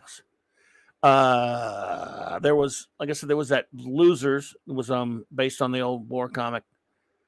There was Commandy, which I really loved. The Doom Patrol shorts were on the DC Universe thing on Classic Comics. I like those, but I'm talking about the shorts that were on specifically made for the DC animated movies. But I did like those Doom Patrol shorts. They were kind of fun on the DC Nation. Let's see. Okay. They did a couple that I had not heard of. Okay, like there was the command. I love the Commandy one. The Losers one, like I say, was okay, and I love the Blue Beetle one. Then there were about a few that I had not seen. And I went to HBO Max one day because I was told to watch that Batman Death in the Family on there. Loki told me about it, and he said I should watch it. I watched it, and apparently HBO Max is so stupid because you see that Blu-ray, Batman Death in the Family, is one of these choose-your-own ending thingies. Well, on the Blu-ray, you get all these different selections, right? Which I don't have. I don't have that. So he told me I should watch that. He said it was interesting. You get to pick all these different bits. But on HBO Max, the imbeciles didn't know this either, apparently, who work at HBO because they're morons. They just put the beginning stuff, which is almost all from Under the Red Hood, and then the ending, which is tacked on to it with a spoiler alert, Superman, Bruce Wayne and Clark Kent talking. But there's a whole middle section that these people didn't put in there because it'd have been taking like 10 hours probably with all these different. They forgot to put it there. What they did put it there instead, however, that I noticed because I just left the thing running and was about to turn it off, and I realized something else was about to show up. What showed up? 4 DC short films that I've been trying to find everywhere that I wanted to watch, but I didn't want to buy these stupid, lousy versions of these DC movies. They had a Sergeant Rock one with the Creature Commandos with him. They had a Phantom Stranger one. They had Adam Strange. And they had Death, the Death from Sandman. And I watched those because I thought I would never be able to find them. Now, are there more floating around out there? I don't know. The Sergeant Rock one was kind of cool. It's all right. It was, Phantom Stranger one was interesting. The Adam Strange one, I'm a big fan of Adam Strange, but it was kind of, strange. It wasn't too big on that one. The Death one was okay. I'm not a big fan of that one way or the other, but it's interesting. I mean, fans of the Sandman might enjoy that one. Phantom Strange was weird, but it was kind of okay. It was good to see them though, because I've always wanted to see them, and they were hidden. If you don't know about it, you're just going to turn the thing off, because the idiots. I don't know if it's still that way. Maybe they fixed it. The idiots didn't realize that's a Blu-ray or DVD that comes with a bunch of different, choices to watch how the thing goes, like a select your own whatever. It's kind of silly gimmick, but was it a Loki? He suggested I watch it. He recommended it, and I was watching it, but I was watching it on HBO Max because I don't have the disc, and it has it all cut out. It doesn't have all those alternate things that you can watch, but it did have that I just totally by accident discovered because I was about to walk out of the room and turn the thing off, and I discovered it had those shorts on there, 4 of them. Like I said, it's freaking weird, freaking nuts, man. I don't know. Kal-El says, well, some of the animation from the craptastic Kevin Smith, He-Man and the Misters of the Universe cartoon is pretty decent, but it's still a polished turd, he says. Yes, Kal-El. I've heard. Because of my age, Kal-El, because I'm old, I wasn't really a kid during the Halcyon He-Man days, for Lou Scheimer's Filmation, so I never watched it as nothing against it. Many of my dearest friends who are a bit younger than me were fans, and I feel for everyone who were screwed over by the Kevin Smith garbage, what he did to you friends of mine, what the dickhead did to He-Man's fans was absolutely awful. And I'm one of those, I guess, a rare few, not a brag or anything, but hey, Zacharot, good to see you, buddy. I never liked Kevin Smith, and I mean never. I never liked his shtick, his whole persona. This dude, bro, stoners and persona, man, so cool, awesome, man. That shit, I never liked it. I couldn't stand it. As a matter of fact, I hated it. I've always hated it. And so I've never been a fan. Now, I have some friends who were a fan of his from in the 90s, and then they started having problems with him later. That's all fine and good. I mean, it's just that for me, he never had any credibility. I never could stand him. I am definitely old, Cal. I got to tell you, but that's cool, man. So I'm at peace with it, buddy. But thank you. I'm an old geek. I'm a boomer, even technically speaking. And technically, I was born at the last year of the baby boom, so I guess it makes me a boomer. And I'm shitty with technology, so I'm a boomer. I'm a old grouch sitting on the porch going, "Get off my lawn, you damn kid." So I'm a boomer. I kidding. I don't have a porch. But, rumor next gimmick, says Matthew Pounder, is a DC Marvel movie crossover. I think you mean movie crossover. I wouldn't put it past them, buddy. Cal says, the only movie that I've enjoyed is a guilty pleasure about his Dogma. That's it. Oh, look, I know a lot of people like his movies, and that's perfectly cool. I actually did see Clerks, I think, way back when, and thought it was, I guess it was okay. I don't know if I think I sat through all of it. I don't know.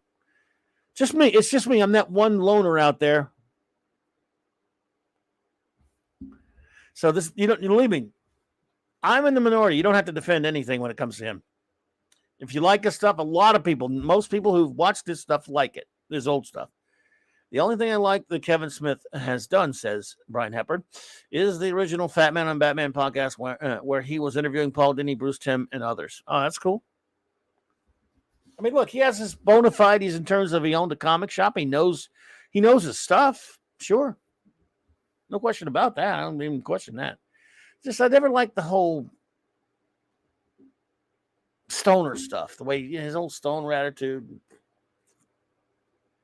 And I didn't read his Daredevil run Ironhide, probably because of my prejudice, because it's not liking him. But a lot of people, you're not the first one to say they liked it. And a lot of people do like his Daredevil run and some of his other comics, even his Green Arrow run, I guess. Just not my bag. Zach Russ says, I never liked Kevin Smith or Seth Rogen. Yeah, me either. Now, I actually thought, I think remember the movie 40-Year-Old Virgin? I kind of laughed at Seth Rogen in that. I actually like the movie Paul with Seth Rogen, and but you don't have to look at him. He does a voice, And that idiot Simon Pegg, when I used to like him. Simon Pegg is just a turd. But I used to like him. But I kind of like that movie, Paul. Nick Frost is hilarious, by the way. And so, yeah, but it has that idiot Seth Rogen, Mr. Let's Destroy Green Hornet, you jackass. If they cast, what am I saying? I hope they do. I keep hoping.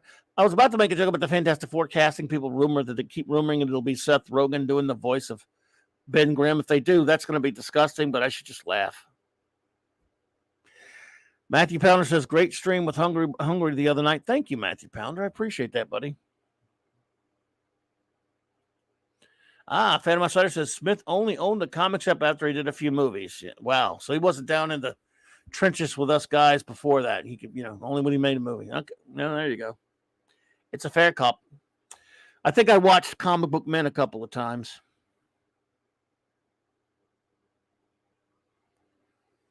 Maybe. Once or twice. I don't know. So, what are you going to do? To hell with him. Who needs this crap? Kalel says, the number of sins that Seth Rogen committed against the geek community with that movie are too numerous to mention. Yeah. Green Hornet. Obviously I didn't go to the theater to see that crap. I think I may have watched part of it on cable at some point when it came on, if I remember right. But I'm sorry. That's one. And look, I do believe when sometimes people say you kind of need to see something to know if it's really. Sometimes that, most of the time, that should be true. In other words, if you're going to really, really try to comment on something, sure, watch it, get the info. But some things you can make an exception for. In other words, an example of that would be casting somebody really absolutely pathetic and ridiculous in the role of a character that should be one way. And casting Seth Rogen as the Green Hornet cannot be taken seriously. So you don't ever have to watch that to know it's a piece of shit. I'm sorry. You should get a pass. Just like life is full of exceptions. And on principle, that movie's shit. Because he should know better. There you go, D. Bud Martin. I concur, sir. Although Chuck McCann was okay as the thing, you got Paul Frees. It's Clobberin time. Paul Frees might be my favorite. I thought Chuck McCann was pretty good, though, D. Bud, as Ben Grimm.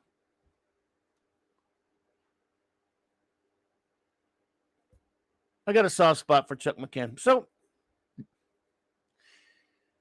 but yeah, I mean, you don't have to.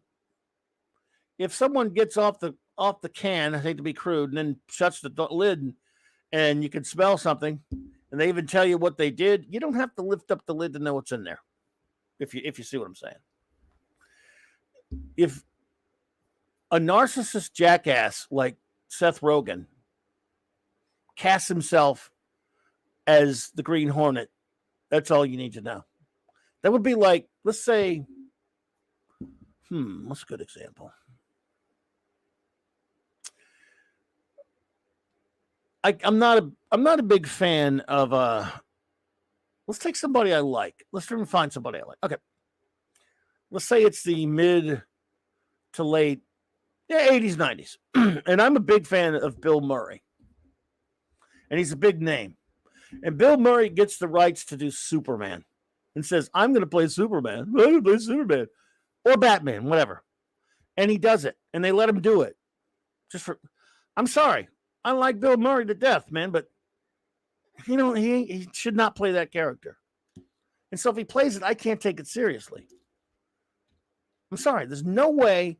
Michael Keaton, we kind of said that about Batman, and the movie turned out to be his performance turned out to be okay.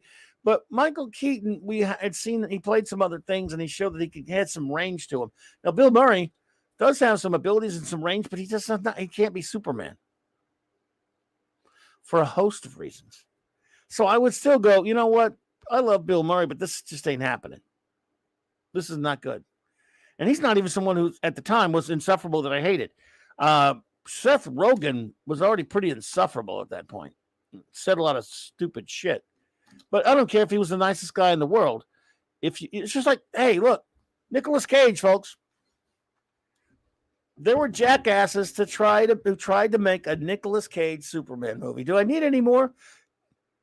It stopped for various reasons. You can watch that documentary about it. I don't think I ever saw that. I haven't watched that documentary, but people have seen it. Thank God it never happened. Or maybe it would have been. I know it would have been funny if people always say, "Oh no, man, it would have been hilarious." Yeah, it would have been hilarious. All right, hilarious. So, being that as it may, since that didn't happen, the worst casting. Now, the Green Hornet's not technically a comic book character, even though he's been in comics. He's a radio show / movie serial / TV / comic book pulp character or what have you.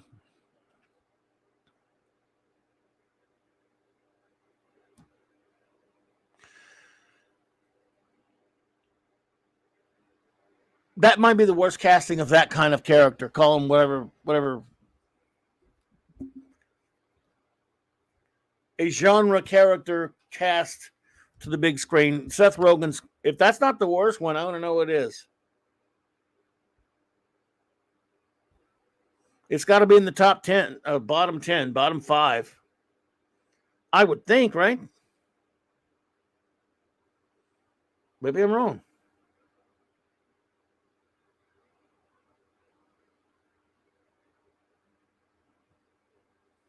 Maybe I'm wrong.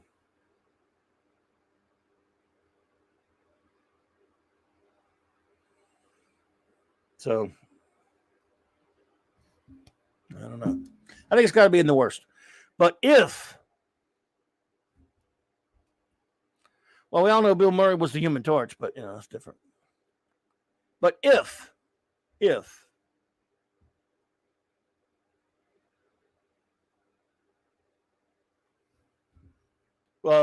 Nicolas Cage had that movie had been made and we were just all sitting around laughing how stupid it was and shitty and whatever, then that would have been, he and Seth Rogen might have been the worst castings.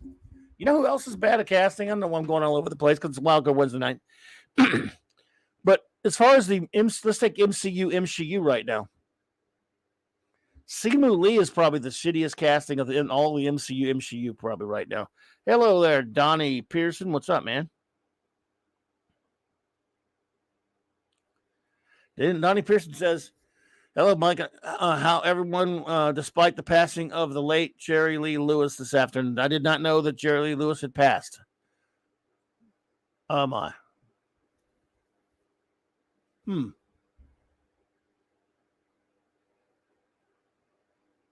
Well, R.I.P. to him.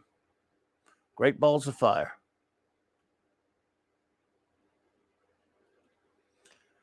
I thought Richard Pryor wanted to be the Human Torch. Oh, too soon? Whoa. I didn't say that. Eric K. did. Well, it's not too soon. Bill Murray made a joke about it in Scrooged. Remember?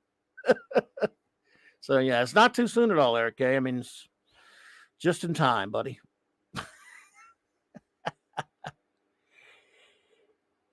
And see, he's a comedian, so Richard Pryor would have thought it was funny. So, yeah. Anyway. So, Cage didn't happen, but Rogen did. What can anyone just throw off the top of your head a worse freaking casting than him? In the meantime, in the MCU, what's the worst? Just in that, if you stick to that, MCU/MCU from, in other words, that's 2008 to today. Who's the worst casting of any of those characters? My vote's got to be Shang-Chi. What's his face? Simu Lee is just atrocious. He's so wrong for that role. He sucks, man. He's nothing like because really all you had to do was find somebody who could embody a character similar to a Bruce Lee type. Now, obviously, not exactly like Bruce Lee. He still should be the Shang-Chi from the comic books.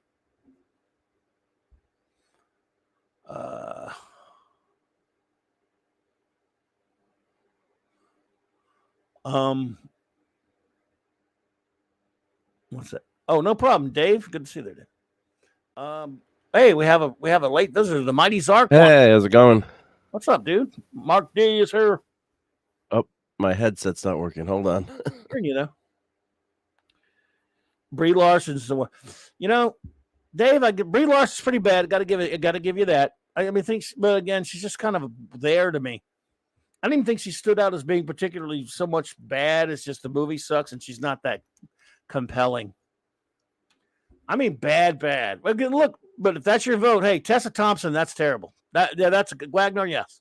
Tessa Thompson is terrible. So that would be a top one contender there too. She and Simu. I'm gonna have to give you that one, buddy. Who would be another one? Because it really there haven't been a lot of them. I got to admit, it's not like Snyder who has 3 or 4 really horrible turds casting. Still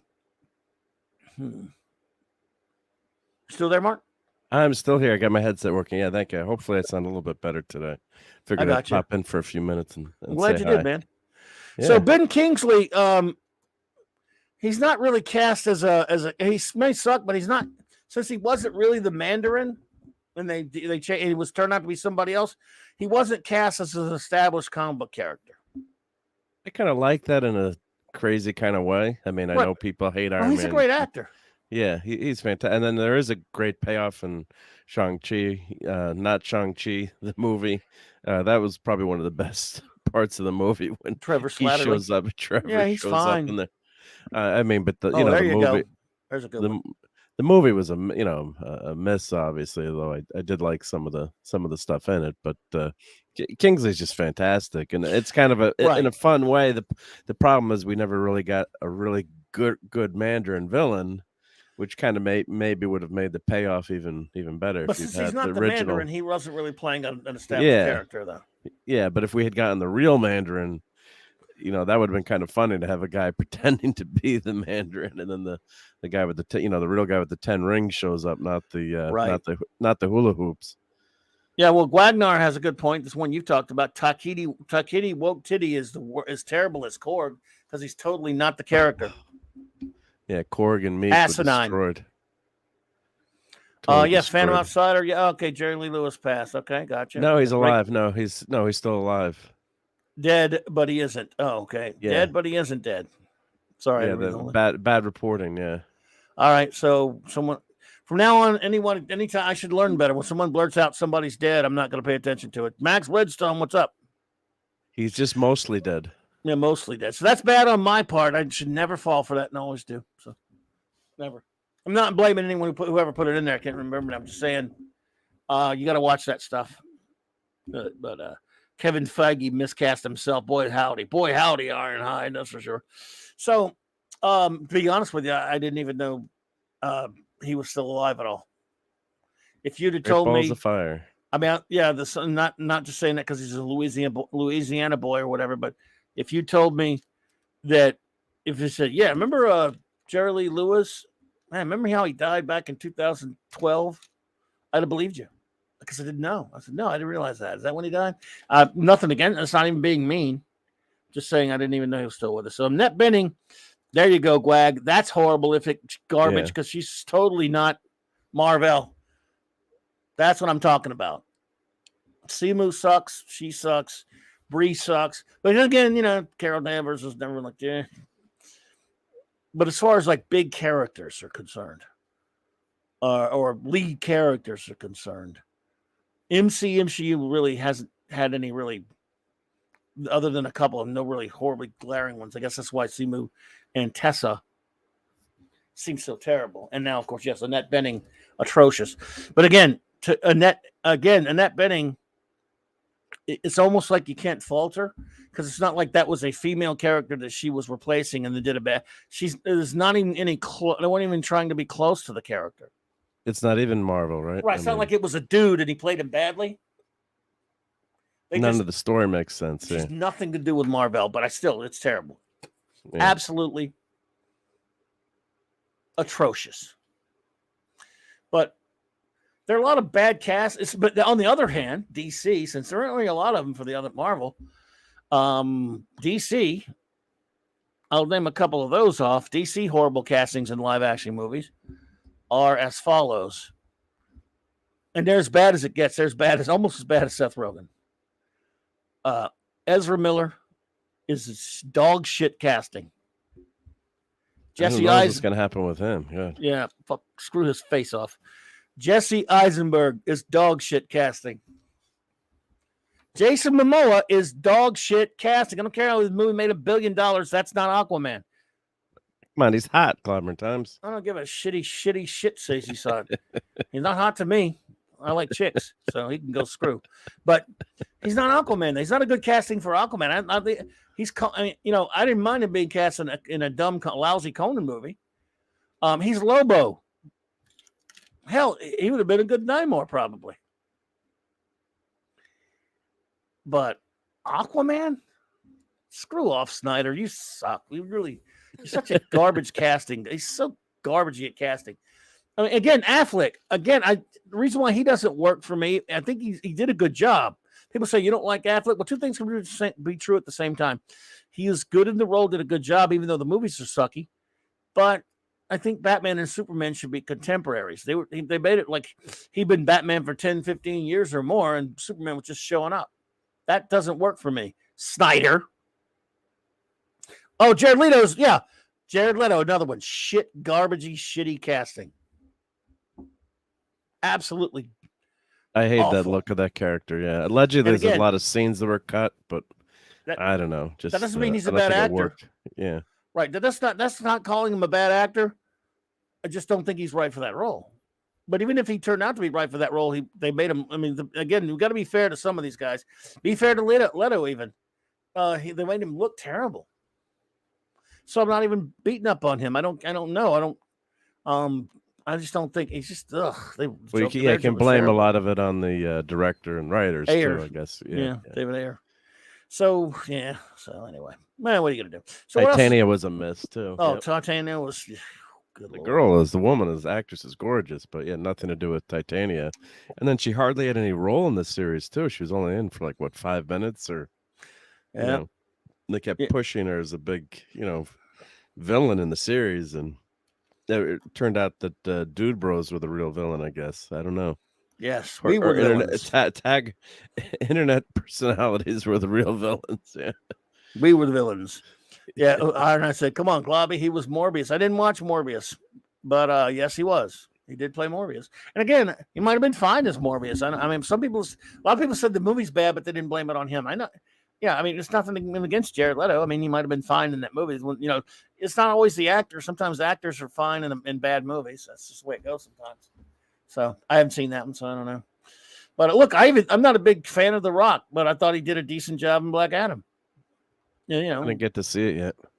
It's okay. I mean, it's okay. Think it's it is the most middling consensus movie I've seen in a long time, in the sense that I've heard one or two people say, "Oh, I really love it. Thought it was awesome." 90% of the people I've heard talk about it, maybe one or two said they didn't like it. Most of them said, "Yeah, it's all right." It was like you're hearing. I mean, I'm at a 6. I give it a 6, maybe 6.5. Where you're hearing 5s and 6s. I've heard a couple 7s. How's Dr. Fate in the movie? Dr. Fate is my favorite thing in the movie. I don't know why his mask doesn't have eyes though, but he's my favorite thing in the movie. Obviously, I don't like what they did to Hawkman casting wise or Cyclone, but I still like the actor playing him. He's fine. He does a good job. The movie, some of the action's very Snydery, very Michael Bay-ish in some ways, where it's like, oh, good Lord. But it is wall-to-wall action, which a superhero-related movie should be. It has heroism in it. It has redemption. It's not nihilistic, tripe like Snyder stuff, even though it has a Snyder vibe to it because of the action being all kind of Snydery in some spots, but in a lot of spots. But on balance, it's an agreeable, entertaining enough movie that, I thought it was all right. This is how on the fence I was. Friday, I happened to be out. I go to dinner, lunch with a friend of mine, and after lunch, I'm like, I don't know. I could go watch Black Adam for $5 or for $7. $7? That's a bargain. It's like $140 something in the afternoon. Oh, the first show on a Friday. No, on a Friday. I didn't even go Thursday. I went Friday. Wow. Look who's here. Number one. Hey, number one. Love you. The consensus seems to equate. It's voting for a depoliticized film. Kind of, in a sense, because it's not all that super political. The casting is wokeness. But like I said, it was just relatively enjoyable. I was riding around going, I can go watch it for $7. And I can get me a cherry Coke. By the way, the cherry Coke big I got was more than the ticket to get into the movie. You got an $8 cherry Coke? Oh God, yeah. Concessions. What do you think they get you? It's like $7-something That's for. You got to for smuggle in the cherry Coke. You can't smuggle. What? Joke. You guys, it's cold up here. You can wear a coat. I can't. Yeah, well, that's the one advantage of going to movies here in the winter. If Yeah, a I big can't wear a overcoat coat. or something, you can sneak in a I bottle yeah. of soda or something. Well, I or, smuggled in M&Ms. Yeah, you always got to smuggle in some candy. Yeah. I mean, I appreciate the theater owners, so you always buy the popcorn because that's a lot tougher to smuggle in. But yeah, throw some. By the way, M&Ms this wasn't into even that the super popcorn. large size drink. By the way, it was like the regular size, medium size drink or whatever. 7-something buckles. It's Well, I it's not remember that when- much of where you are. Well, I remember when, it's ridiculous all the prices. Yeah, they have like $10 sodas, but I never buy them. They have Slurpees and the Slurpee machine, but I remember when our movie theater, we had like a cheap second run movie theater, and they had they finally put in the cup holders, but then they got these huge glasses that like fit in the cup holder and went over the top. So my friend and I were joking like, what are these bladder busters? How are we supposed to sit through the whole movie for giving us these big sodas? Busters. The bladder busters, yeah. My friend like, what size do you want? My friend would always be like, I'd like to take the bladder buster size. Yeah, I want me a cherry Coke. I want one right now, but I had one the other night, so I can't have one. I don't have one with me anyway. But yeah, it was like I said, it's okay. Yeah, I mean the Superman bit was cool because I always said Cavill would be fine if they ever let him play Superman for real, and he plays him for all of 3 seconds, and he does. I was gonna say, how long is he in the movie? It's just this glorified cameo. Credits, yeah. Oh, and he's challenging Black Adam, basically, or it's pretty much. I can't even remember the words he said to him, other than "we got to talk" or something like that. And Amanda, he crashed in there, But anyway, it was They played a hint of the John Williams theme. That was kind of chilling, like that. So, yep. Now, again, this is inside baseball stuff, but they screwed up, in my opinion, in the crediting department. Before the acknowledgments because as you all may or may not know, we talked earlier about how I follow all this inside baseball comics history stuff, and I'm into all the artists and the writers and the crediting and all that kind of stuff. I know I have this silly sensibility that people should get credit where they're due, even people who got screwed out of their creations. So it's not like they're going to pay anybody anything, but they actually do start putting credits now, or are crediting people for the creations. And there's in the Marvel movies and now in these DC movies, they're much later toward the back of the credits, they do have like a acknowledgments of a bunch of names, right? As they do, as I'm sure you've seen, right? You've seen that, right? Yeah. Sometimes I take pictures of them for the reviews. Yeah. Yeah. See who and they recognize it. So, but sometimes at the outset of the credits, they'll go into more detail on that. They'll show let's see, what is it? I should have sent the picture. Anyway, yeah, you know what? I'm gonna send this to me and then show it. If you indulge me here. But the opening salvo of it was, of course, Black Adam based on characters created by Bill Parker and C.C. Beck. One problem. They're wrong. Who's it supposed to be? Bill Parker did, with C.C. Beck, did co-create the original Captain Marvel. No question about that. But Black Adam co-creator with C.C. Beck was Otto Binder, and they forgot Otto. No, they put him in the acknowledgments later, at least. But that's not right. We're supposed to be in that opening one, but I guess they at least put him on there. So I don't know. Did Stan Lee get any credits? No, they forgot to give Stan Lee credit. Jesus. Oh man, I don't know. I guess I'm aggravated by that a little bit because they got that. But also, there's somebody they left out. They left out Carmen Infantino, without whom there wouldn't even have been this movie wouldn't have happened because he's the one that pushed to get Captain Marvel, the character of Captain Marvel and the Shazam family, picked up by DC in the first place back in the mid '70s. But no, we can't have that. Can't mention that, right?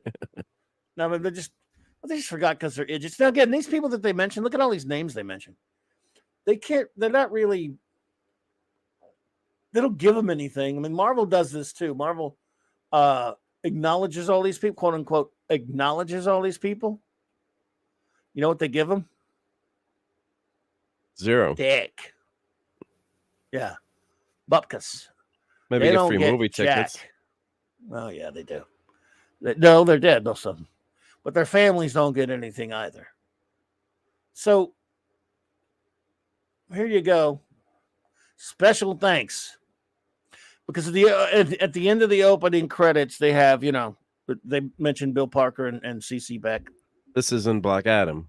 Did they acknowledge Bill Finger and Martin O'Dell? Here we go. These are the rest of the acknowledgments. Yes, Martin O'Dell. All right, look.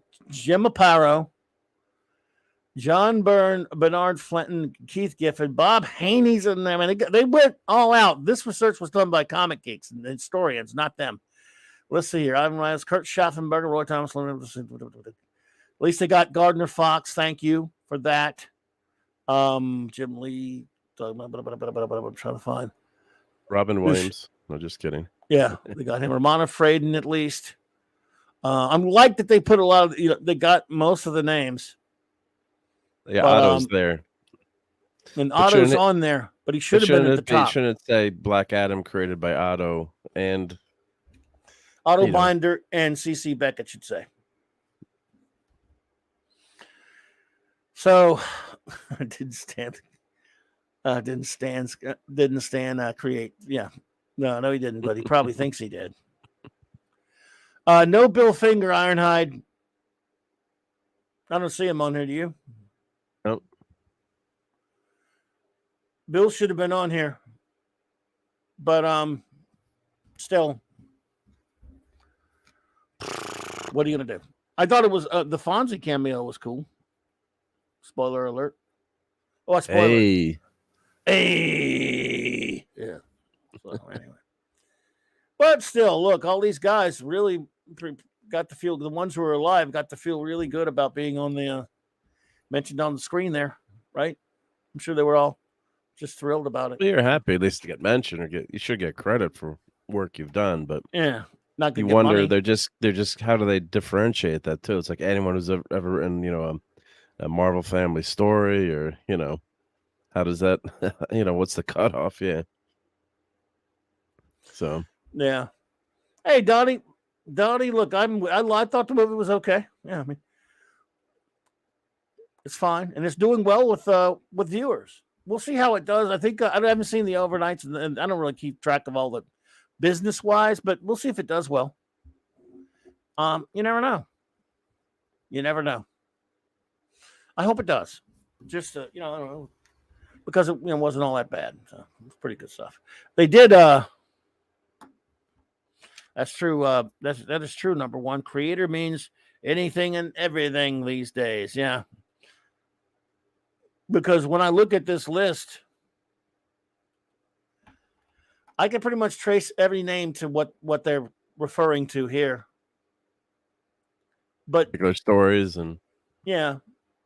In other words, I don't see any of them on there go, why is he on there? They pretty much all belong there, and it's fine. But they're not getting anything for it either. So they're creators. But what are you gonna do? Oh, well. So I guess we could start to wrap it up here. Unless you got anything. What's going on with you, man? I know you're just been resting. Yep, not allowed to go into work, so stuck at home.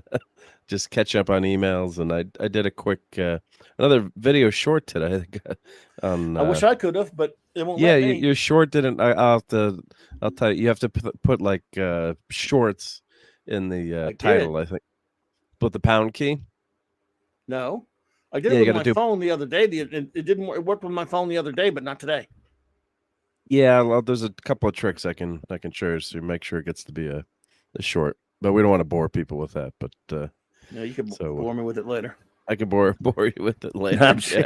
Yeah, but just putting a lot of my toys up on shorts, and I gotta when I feel better, we'll do that unboxing of the World Devourer. Sure. But just So don't how are you invite feeling? retro. According, no, Yeah, a little no, better, a little better. Yeah. Don't mention that what you were about to say if you don't mind. I don't want to stir anything up. Oh yeah, yeah. I'm I joking. wish Oh, I yeah. would prefer not to, but Yeah, yeah. I'm just me. That's my you know, sense of Matthew humor. Pounder, Yeah. that's a good point. No Don Newton. What the hell, man?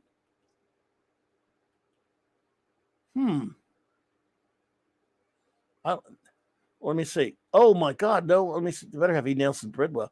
No E. Nelson Bridwell either. Jerkweeds. I got Kurt Schaffenberger. I don't see E. Nelson Bridwell on there. Dumbasses. No Carmen Infantino. No Bill Finger. No Don Newton. No E. Nelson Bridwell. Come on, mother son of us. Yeah. I'm glad you mentioned that one, Matthew. Well. No Don there. So anyway, so what you got going on, man? You feeling any better and you're ready to get back into Thank the you. world? Yeah. So was Brian is there? Isn't it hard to sit there with toys in your shorts? Yeah. No, that's a short YouTube video. Yeah. But yeah, I got some new stuff to show eventually once I feel better. So got a couple of things I purchased and happen to show up violating the action figure moratorium that keeps getting busted. So Yes. which is good. I got a couple more of those McFarlane 66 Batman toys. I think I showed those real quickly, but I got Eartha Kitt Catwoman. Oh, there you go. Which is good. Cool. Yep. Good. So those are some great figures. Yep, those are really good.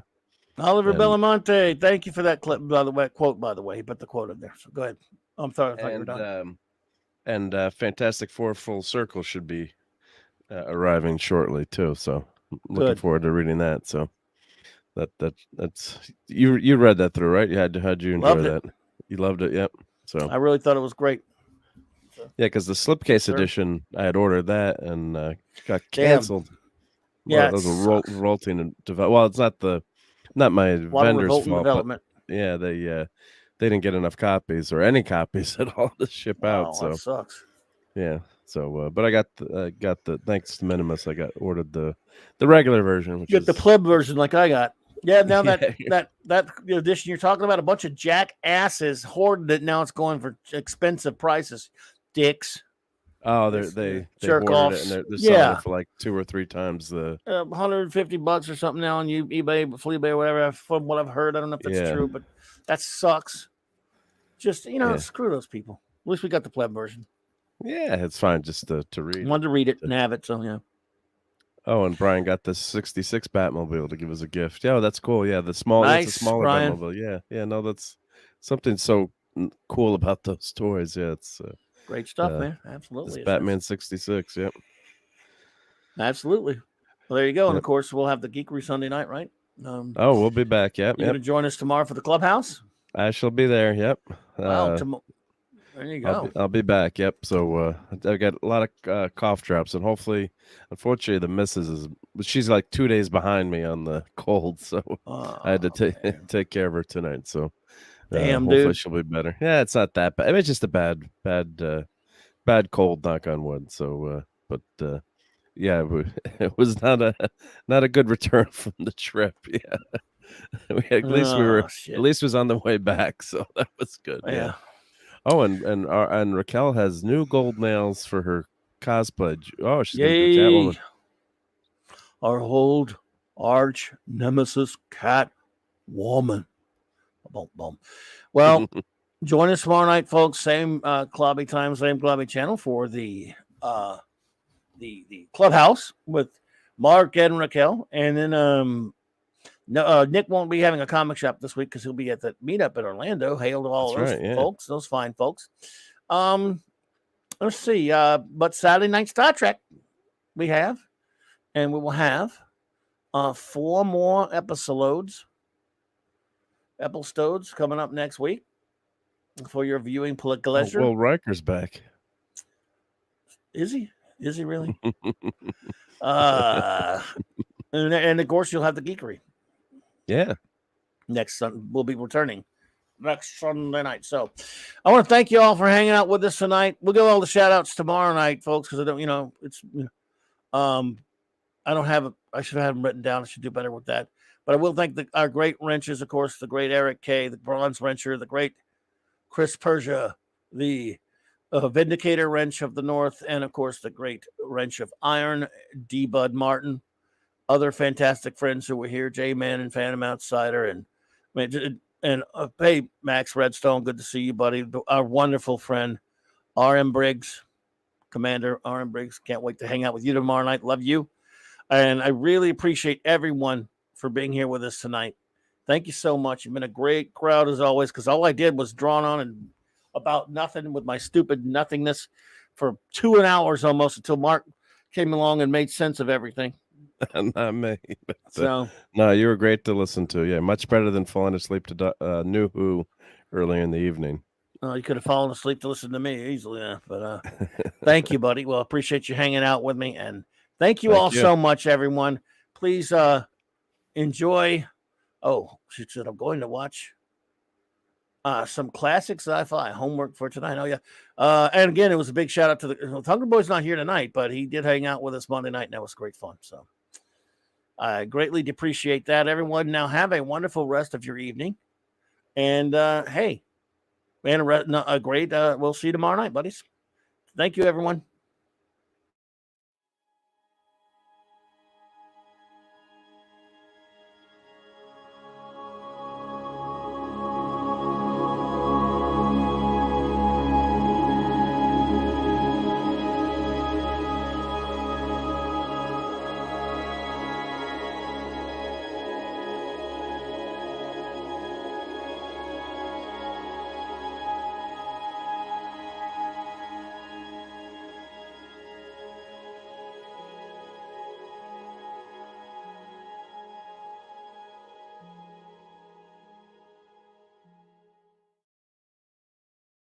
It's Clobberin time!